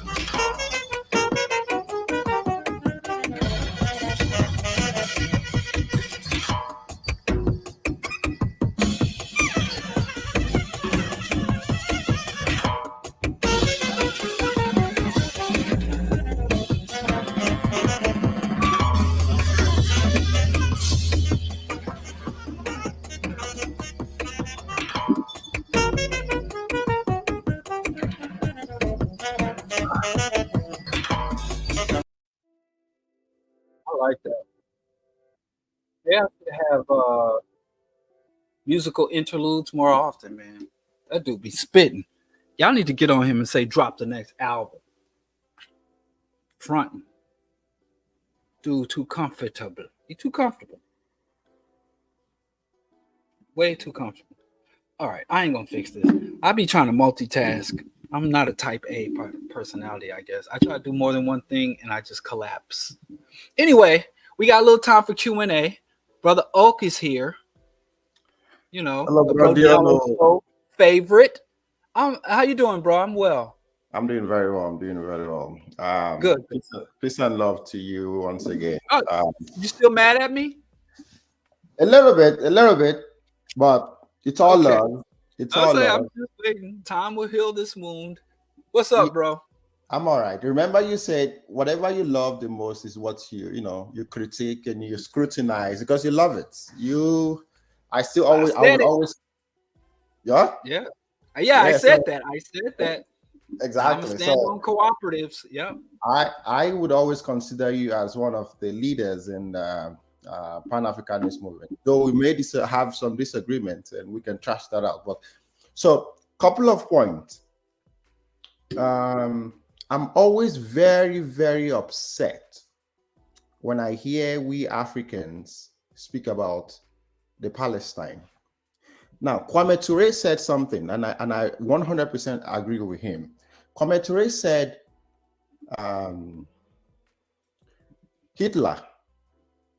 when Hitler destroyed America, France, Great Britain, Spain's economy so bad that it propelled 15 years later, it propelled the independence of African countries in Africa. Because, I think I agree with him, 45 to 50s are when African countries began to get their independence. So, because they couldn't afford to sustain it. I think it's one of the proponents of how African countries also gain their independence. Now, secondly, what is his name? Julius Nyerere, former president of, I think it's Tanzania. He said, when two elephants fight, the grass suffers. Now, he also said, when two elephants make love, the grass also suffers. I think it is none of our business what's going on in Palestine. We have nothing about it because we always forget that the Arabs are currently. Jesus Christ. I think this is. I think the Arabs. Can we go back to homophobia? What? Can we go back to homophobia? Why? I just prefer to talk about homophobia with you than I prefer to boom bye bye. Oh, you don't want to. Let's go back to demonizing the gays. No. I mean, it's geopolitics, man. I can't. But go ahead, make your point. Go ahead, make your point. We shouldn't care about Palestine, and you were going to explain why. We forget that the Arabs are currently colonizing Egypt is Africa, Tunisia, Morocco. These countries currently are Arab states. Are they doing okay? I agree with you. I agree with you. So I always refer to it as Arab occupied North African. Is Palestine driving that? Yes. Palestine. So Palestinians are the orchestrators of Arab imperialism. I would say the headquarters of the Arab states are Saudi Arabia. They support the Palestinians. So this is not our fight. Christ. Jesus Christ, man, you got an atheist calling out to the Lord and Savior. Listen to me, Oak. Okay. I'm going to take your premise. Now I'm going to explain to you how Zionism is not limited to or solely affect Palestinians. You ready? Listening. Number one, are you aware that Theodore Herzl and the Jewish colonial society of other places they had intended to set up as settler colonies? Yes, Africa being part of it. Yes. What parts of Africa? Right, Madagascar. Okay, so you know that it has always been a cornerstone of the Zionist agenda to embark on campaigns of colonization on the African continent. Correct. Every single white colony, every single white state that seeks to establish itself as a world power or an economic power has to have a direct line to the exploitation of Africa's resources, correct? Correct. So would a Palestinian victory hinder or support Zionist expansion into Africa? I don't think it has anything. It will Oh, have no. Jesus Christ. I don't think it will have any effect. Hold I'm on. willing to learn. I'm willing to learn. Hold on. You're saying now you acknowledge, first of all, the Palestinians, because they are victims of genocidal colonialism. Let's say the Palestinians are the most bloodthirsty racist Arabs and Muslims on the face of the earth. They do not have the resources or the capacity to carry out the occupation of another nation because they're under occupation, right? Okay. So the Palestinian threat to Africans has been rendered, for now, null and void, correct? Mm-hmm. And so the threat, the nuclear armed superpower or the nuclear armed upstart nation that seeks to be, and I'm not going to ask you questions because you're not giving me honest answers. So I'm just going to run. I'm listening. I'm really listening. No, because I just asked you, if the Palestinians were successful in their campaign, would it hinder Zionist interests and Zionist agendas for Africa? And you said no, it wouldn't make any difference, right? It wouldn't. I don't see how so it will. You're not a man who's willing to engage this with any level of intellectual honesty. So I'm just going to make my statement and then you can reply. So let's reply. It was so much better just talking about your homophobia and dealing with your homophobia than your geopolitics. But I'm just going to make the statements and then allow you to reply. Okay. Right? Okay. Number one, if the Palestinians, every success that the Palestinians have on a political, social, economic, territorial level is a fight that Africans in the continent will not have to engage against the ongoing Zionist expansion agenda. Number one. Number two, the West Bank and Gaza Strip are a laboratory of repression and surveillance. The Israeli government is one of the top distributors around the world of surveillance tactics and surveillance technology and urban warfare and urban suppression technology and tactics.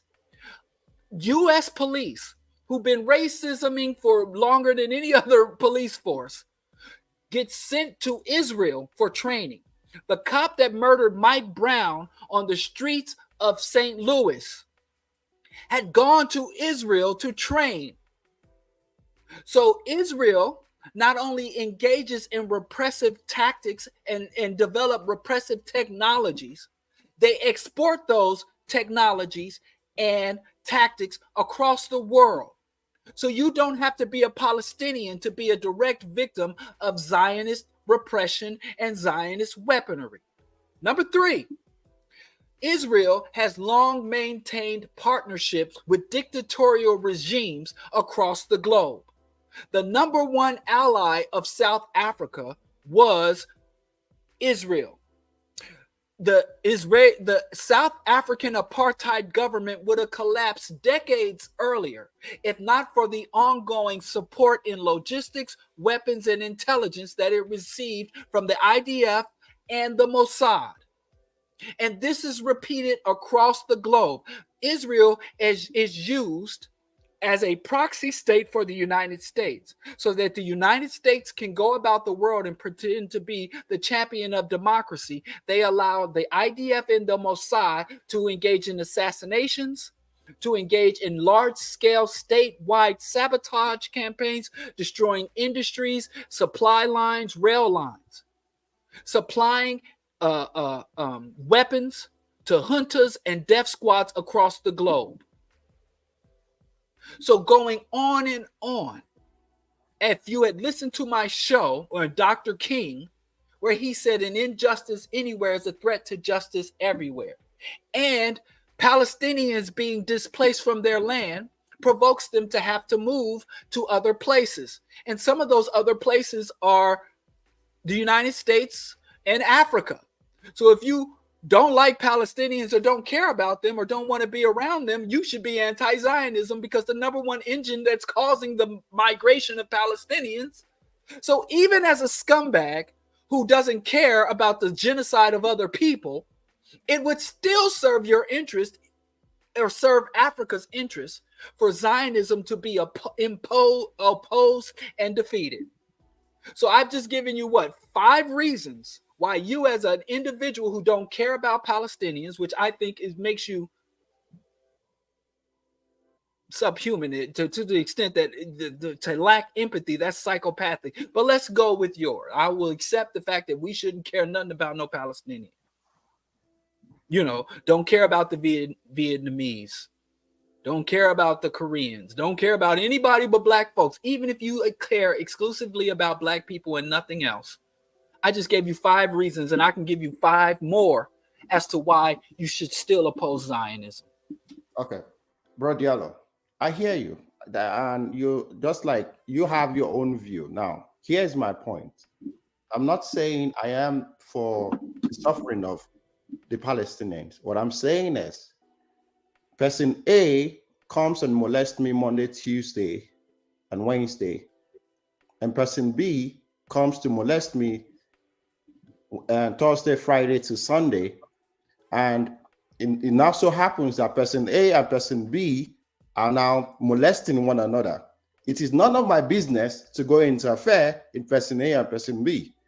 I say that to say, go to the northern part of Nigeria and see how people have been displaced in Sambisa, all in the name of the Arabic religion.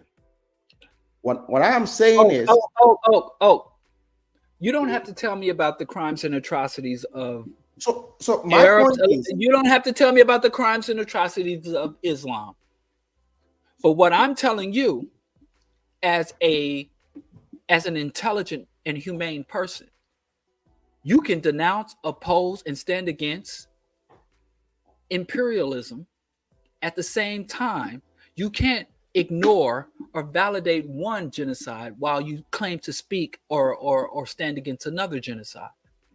Even if the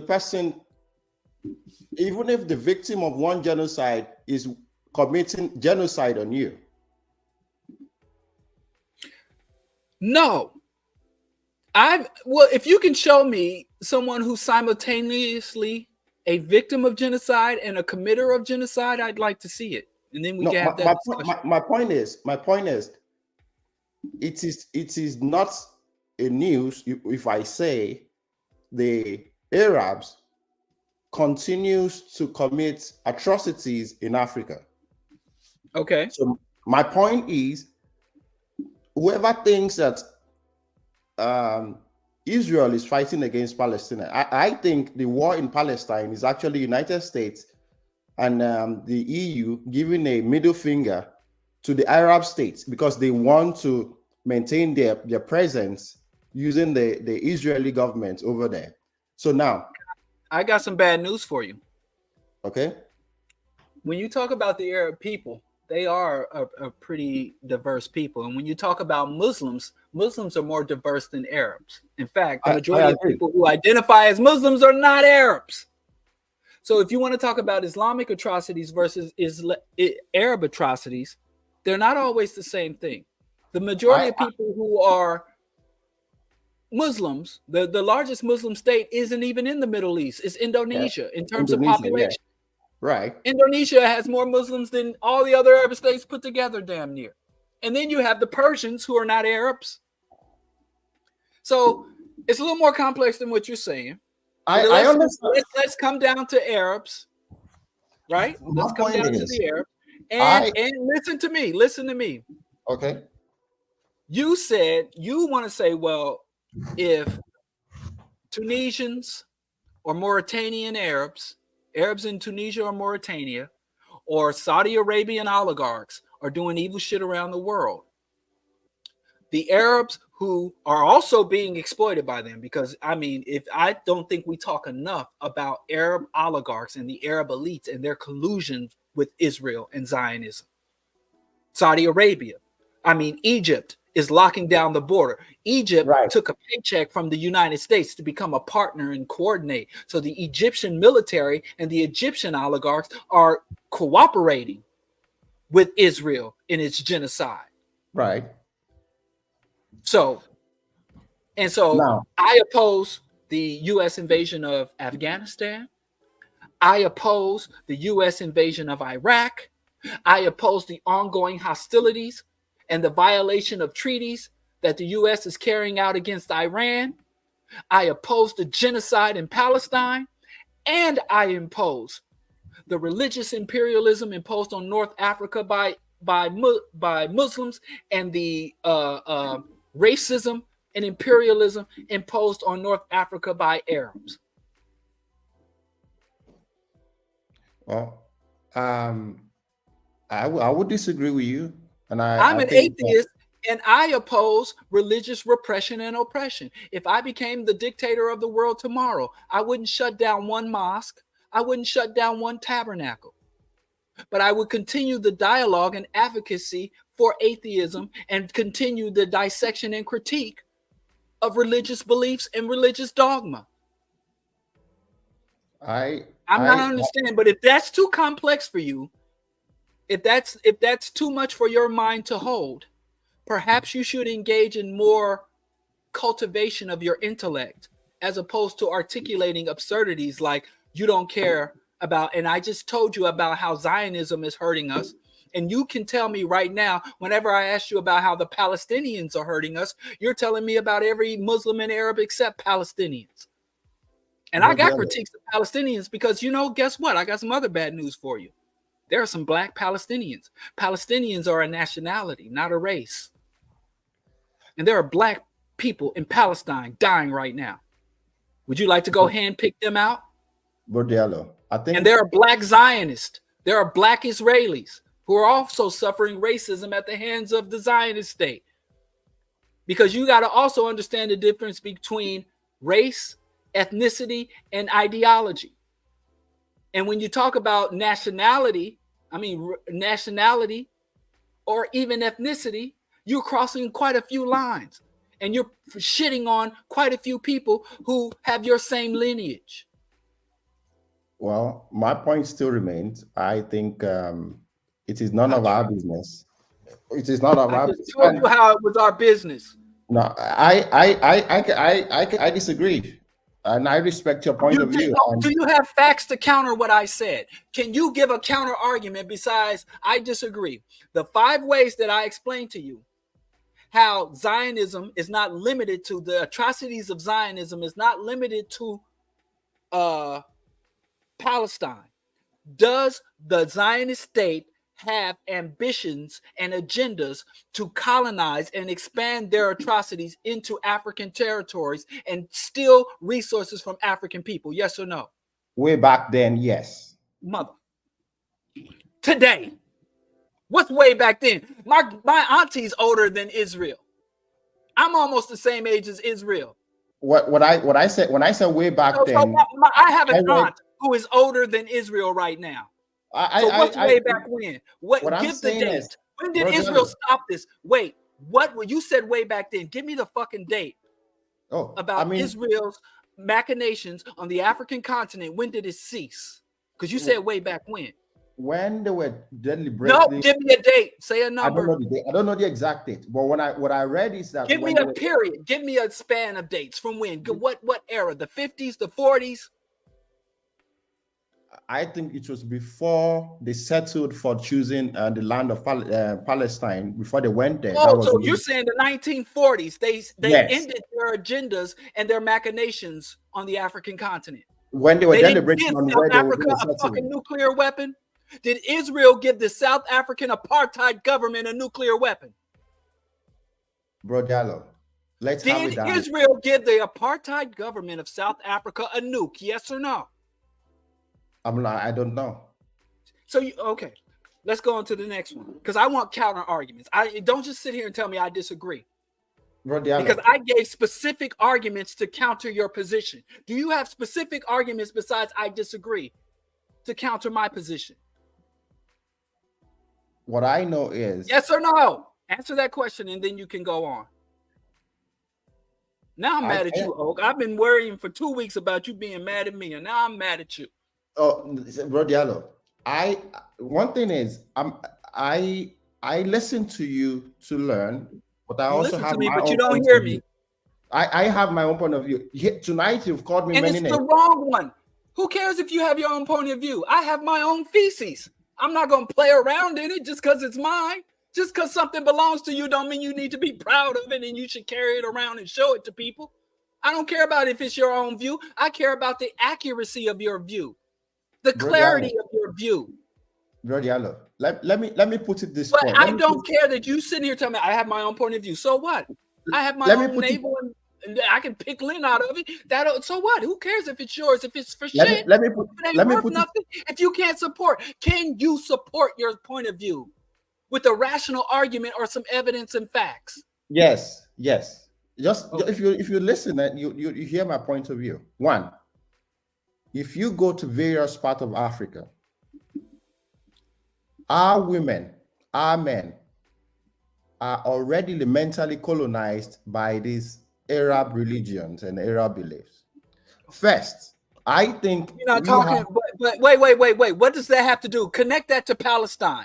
Yeah, let me connect it. I think on a scale of priorities, the first thing to do before going to advocate for the freedom of Palestine, first we have a duty to advocate for the freedom of our people who has been mentally colonized by this same Arab religion. That's my point. Okay, you just did that. And now you can care about Palestine now that you've advocated for Africa? There are many more things. So for example, I was on campus and we had this thing on campus where we're talking about atrocities that is being perpetrated, violence atrocities. And we mentioned Trigay in Ethiopia, nobody talks about that. Haiti, nobody talks about enough about that. The whole coverage is on Palestine. There's so many things happening even in Nigeria, nobody talks about that. So, but we spend all of this energy to advocate for a set of people whose religion and beliefs and dogma is also perpetrating violence across Africa. My point is, on a scale of priorities, shouldn't be our priority. But here's another thing I would like to say. Here tonight, you've actually called me an homophobic person. I'm not going to take an offense, but the reason why I'm not going to take an offense is I would say you should, what? You are, because it's no. You're inaccurate. You're not accurate. The reason why I would say you're not accurate is I have studied carefully and I'm actually not homophobic. Secondly, I would encourage you to go look up what BIID is. When you do, perhaps we can have conversation on the whole homosexuality and transgender. I don't know what that is. What did you encourage me to look up? BIID. What is that? Body integrity identity disorder. What does that mean? Oh, I remember when we had the whole conversation about what does that mean? Yeah, BroDiallo, we don't have a lot of time. What does that mean? Body identity integrity disorder means some people who have mental illness, some of them would say they are an amputee even when they have able fully functioning limbs, and they will go the extent. Why do I need to look that up? Oh, perhaps you would understand the extent of mental illness and how it plays into transgenderism and homosexuality. So I am saying I am not homophobic. I have studied this very well. You're actually homophobic. You really care about these queer and gay and trans people. You care about them and want to heal them. No, not at all. I have not. Why are you bringing up these diagnoses and these medical terms? Because what do you care? Do you care more about them than the Palestinians, though? You're a wild dude. But anyway, listen. I believe in self-exposure. A lot of times, you don't have to call people out because they do a good job of already exposing their lunacy, I guess. But BroDiallo, stop insulting. You use these words. It's lunacy. now. Anyways, shout out to you. Thank you for all the hard work, but we can always We disagree gonna on keep that. working. All right. So all the LGBTQ plus people are mentally ill, and we should condemn and ignore Palestine and the expansion of Zionism because Yes. Lastly, non-Palestinian Arabs are doing bad shit. Lastly, I for the remember. players. Okay. I remember. Write both of those something. down so I remember. I remember something last week. I think it was Cole that said something about that African religion or whatever it is, they abuse animals or something. That's He said that it's animal abuse. Oh, come on, that's actually very insulting. You don't insult what you don't know. I saw a video. The guy who said that is also a continental. He said he was involved in the rituals. Right. I mean, you actually just killed an animal right now. Yes, an insect. Yes, I sure did. Yes, exactly. So, but not for any ritual purposes. I don't believe that it dissipated my sins or brought me any special power, but it's actually harming my plants. So I'm trying to protect. I've got these gnats that they gestate in the plants and feed off the roots. So I've been battling these they call them gnats that fuck up my plants. So yeah, and in the spring I'm going to be planting marigolds and I'm going to be fighting and I'm going to be struggling with these bugs. You know, I saw a video, I don't know how true it is, where this farmer claims that in the name of no, actually not in the name, for the sake of vegans who are out there, that the amount of animals that are killed to preserve their crops, one can easily say that is animal cruelty on behalf of the vegans also. But you can say it. Yes, yeah. You can say whatever. I mean, you've been saying all kind of shit. Do you eat meat? 100%. So shut up about that, because again, your intellectual dishonesty is just too much. So if you truly believe that it is inappropriate to kill an insect in order to try to preserve your plant or whatever, that's something you would pray. But don't try. But listen, I just don't appreciate, because I don't eat animals. I don't believe that we should use animals as livestock or resources. I am a vegan. And I don't advocate that anybody do something or shouldn't do something that I'm not willing to do myself. So if you are, because there are people, sex like Jane Sex, who wouldn't harm an insect and all this shit. But what I do is consistent with my values and what I advocate others should do. But don't sit here and say, "Well, you just did this," because that's intellectually dishonest. No, that was a joke. Give a damn about me swatting a fungus gnat in order to make some baseless argument. So let's only talk about what you actually believe and what you actually advocate for. Oh, anyways, shout out to you who still continue to agree to disagree. I will continue to be right, and you will continue to be wrong. That brings me to a point that when I ask you, I don't play that shit. I don't play that agree to disagree. I don't agree to disagree. I only agree to be correct. So you either come up, like I said, with evidence or at least a rational argument as to why your position that conflicts with my position is correct, or you're wrong. I'm not going to agree to disagree and allow you to walk away like that's a neutral thing. I'm right, you're wrong. Okay, you're right. Thank you. But now I agree to that. I asked you, I think last week, I'm going to bounce off now, that when was the last time you found out you were wrong? I wasn't even talking about personal stuff. I was talking about time today, cuz. Huh? I, I got um, time today, cuz. what I asked was, when was the last time you found out that you were wrong? Not about personal things. I mean, about, let's say, this whole Pan-Africanist movement. When was the last time you were wrong? Uh-huh. That was the question I was trying to ask the other time. I did answer the question. You didn't listen then, so I ain't answering now. I answered the question. Go review the tape. I think no. I think you. The answer you gave was about. I think it was more like a personal one about when it comes to about your son or something. I listened. Yeah.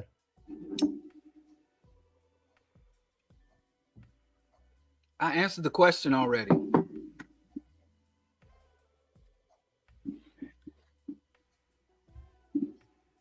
Hello? Yeah. Okay. All right. Thank you very much, bro. Well, I'm not going to thank you because I don't appreciate. I think this was one of your worst calls, man. You're just getting worse every week. What is happening? BroDiallo. I feel like I'm not on my job. You claim you listen to me.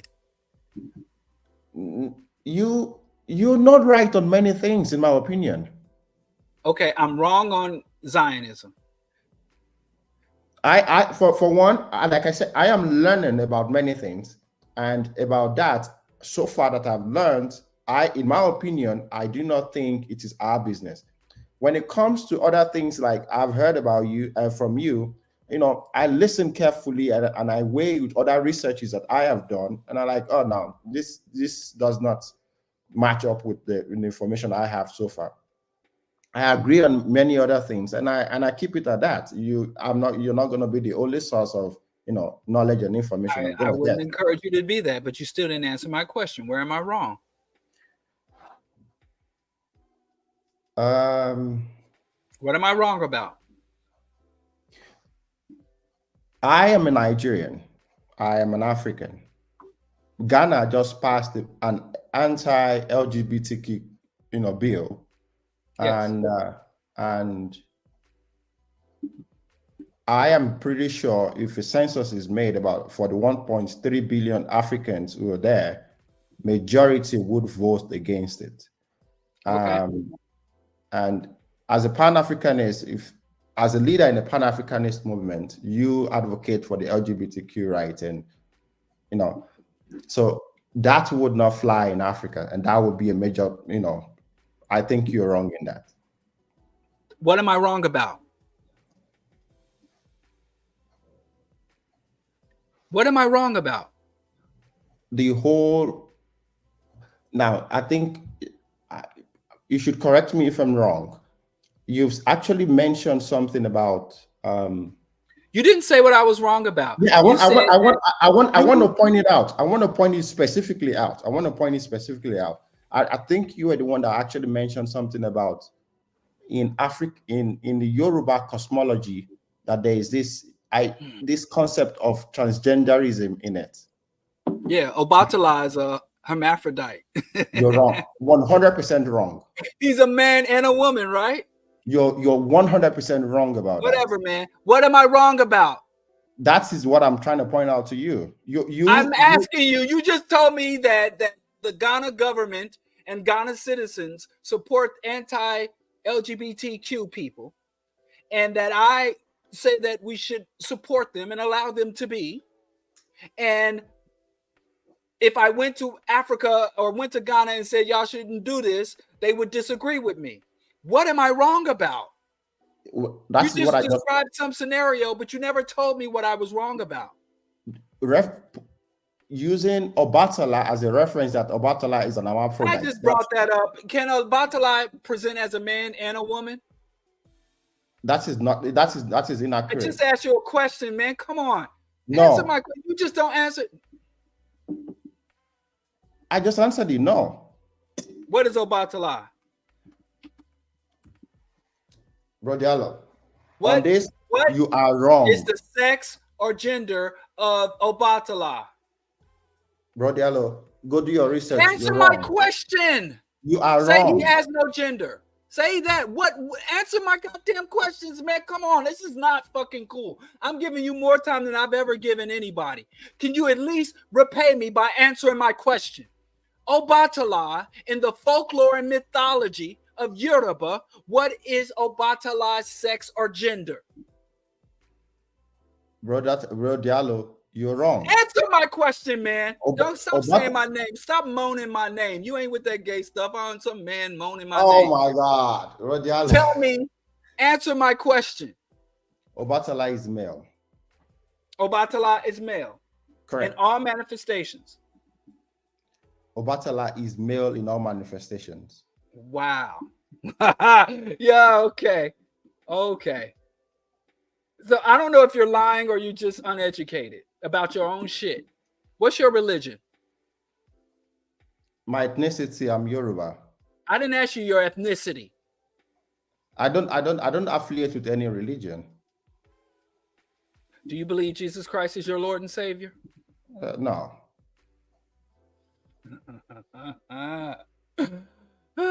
So you're not, your ethnicity is Yoruba, but you're an atheist? Correct. Good. Well, can you go, and I'll challenge you for next week. I'll bring about my information about the androgyny or the manifestation of Obatala as male and or female, and you bring me the information that led you to books right here for you. that Obatala.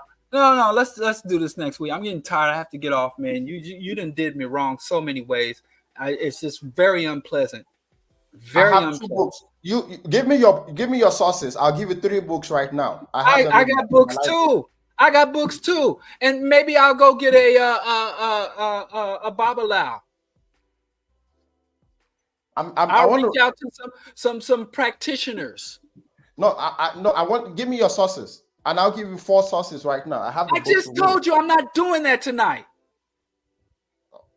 Because I didn't even intend to talk about this, but you want to be dishonest. But you're telling me that Obatala, the father of the Orisha, only presents as male through all the doctrine, all the folklore, all of the myths, all of the belief system. Obatala only presents as a man.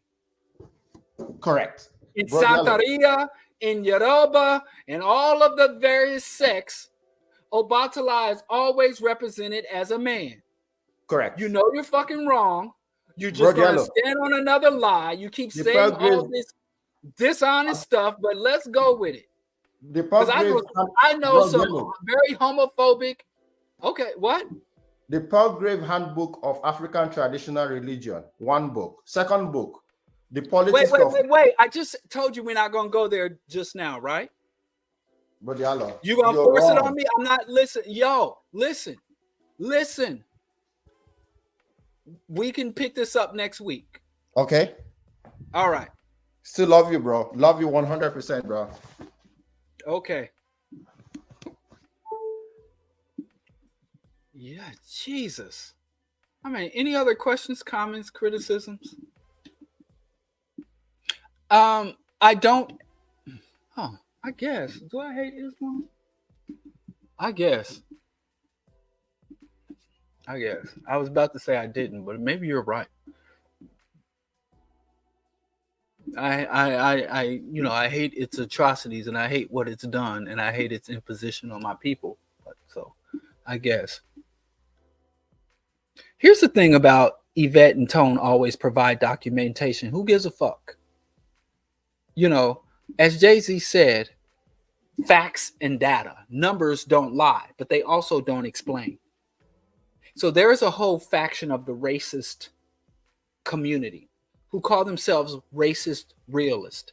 And all these racist realists do is get data and facts and documents and about Black crime statistics, Black single parent homes, and they get all this data, but they do no analysis or expectations. Black people have these bad statistical outcomes. They ignore the history. They ignore the status. They ignore the larger and interconnected policies and agendas that brought about this data or this document. So I'm not even going to argue that they don't have documents. Who gives a fuck about documents? Numbers, stats, documents are only as good as the analysis and critique. And the analysis and critique is only as good by the agenda and ideology that it serves. You know, who don't fucking have documents?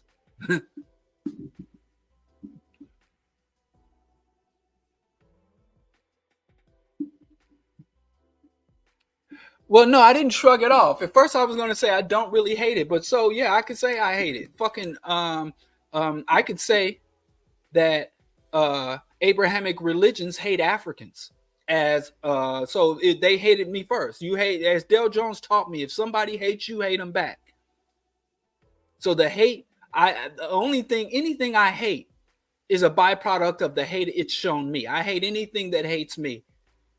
And you show me where the Abrahamic religions have not been at war, dehumanizing, disparaging, and trying to destroy African culture. So I guess you can say that. I never said that I hate Islam, but again, I just be honest. I can't really feel anything about it because it's based on make believe. But I don't hate Muslims. But you could say, like you said, if I hate Abrahamic religions, I probably do. Yes, I guess you could say that. I'm not going to argue. You say, oh, you hate Abrahamic religions. Yeah, okay, I do. And we can go into why, because of the harm it's done African people specifically, and because of the harm it's done humanity in general. Okay. Ibuka says, question, BroDiallo, why do a lot of immigrants tend to tilt towards the right wing, politically, anti-immigration, Christian nationalism, blaming African Americans for their living? Because they experience the same indoctrination as we do. They do so for the same reason so many black people do so. Because in Africa, they were colonized. And under chattel slavery, just as under colonization, there was intensive miseducation of Africans across the globe. So they've been religiously, socially, and politically indoctrinated. That's why. It's pretty simple. Yes? Okay. I'm coming now. So that means I have to wrap it up. I appreciate that question, and also the little caveat to add to that. Not only do Africans experience the same intensive anti-African indoctrination and the same techniques and strategies of menticide that we undergo here in the West. Also, when you deal with a lot of Africans that come here, those Africans that come here, many of them do not represent the African masses. They represent the African oligarchs and the African elites. So sometimes you will encounter an African refugee or someone, but if you look at the reality of people in general in modern society, it is not the poor and downtrodden who get to travel the globe. It is mostly the wealthy and affluent.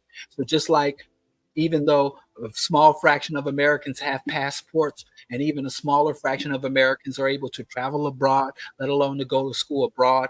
So when you encounter someone from India, someone from the Middle East, someone from even Latin America that didn't come here as a refugee or displaced person, generally if they came here and they paper all work and they're going to school. I had a guy named Diallo. Well, his name, he pronounced it Jallo. He was from Gambia. And we were both students at the University of Missouri in Kansas City. And people would think we were brothers. We both had locks at the time. I think he was like 6'4", 6'5". I was 6'3". We had people thought we were brothers, and we had the same name. We spelled it the same, but we pronounced it differently. So anyway, and I think Jallo was his last name, and it's my first name. But anyway, people would see us together. We used to go to G's Jamaican, to the same clubs, and hang out together. But this dude came up. He lived on a large estate. His family had a full-time driver. His family didn't just have a maid, but had housing staff. He came from a very affluent and well-to-do family in Gambia. But when he was here in the United States, he didn't live that same lifestyle. He didn't have a servant. He had a car, but it was not a Mercedes limo like he had. So some of the Africans come here who claim to represent Africa only represent a small group of oligarchs and elites. Just like a lot of Africans, when they encounter Black Americans overseas, they're not dealing with brothers and sisters from around the way. They're encountering Black people who work for the State Department, Black people who work for the U.S. military, or Black people who have an abundance of wealth and resources. Not all of them. I know some Black people, working class, and conscious Black people who've migrated. So they've undergone the same mental silo indoctrination over generations that we have, number one. And number two, some of them don't come from the masses or the Black working classes, nor do they represent them, but they come from the traders class, the elite. So it'd be like Will Smith and Jay-Z going to Africa, or when I always forget this motherfucker's name, the mustache guy, Steve Harvey. Steve Harvey went to Africa wearing an African print dashiki that had embroidered Greek letters for his fraternity on it. And somebody be like, oh, that's a Black American, so that's the problem. Or when Oprah went to South Africa to open up a school, and people are like, well, she represents us and the people we looking at here. So that's why. I hope I answered that. But that was a good question and something we need to comprehend. If you're not class conscious, you're not conscious at all. And with that, I have to leave y'all. I appreciate everybody. Sorry. Y'all won't let that happen. Thank you for everyone with your super stickers. Appreciate it. Much love. And YouTube and support the BroDiallo broadcast, Patreon, CashApp, all of that across the bottom. If you enjoyed the help in the BroDiallo program. And with that, I'll see y'all Wednesday. We're still doing in the Rational Radical.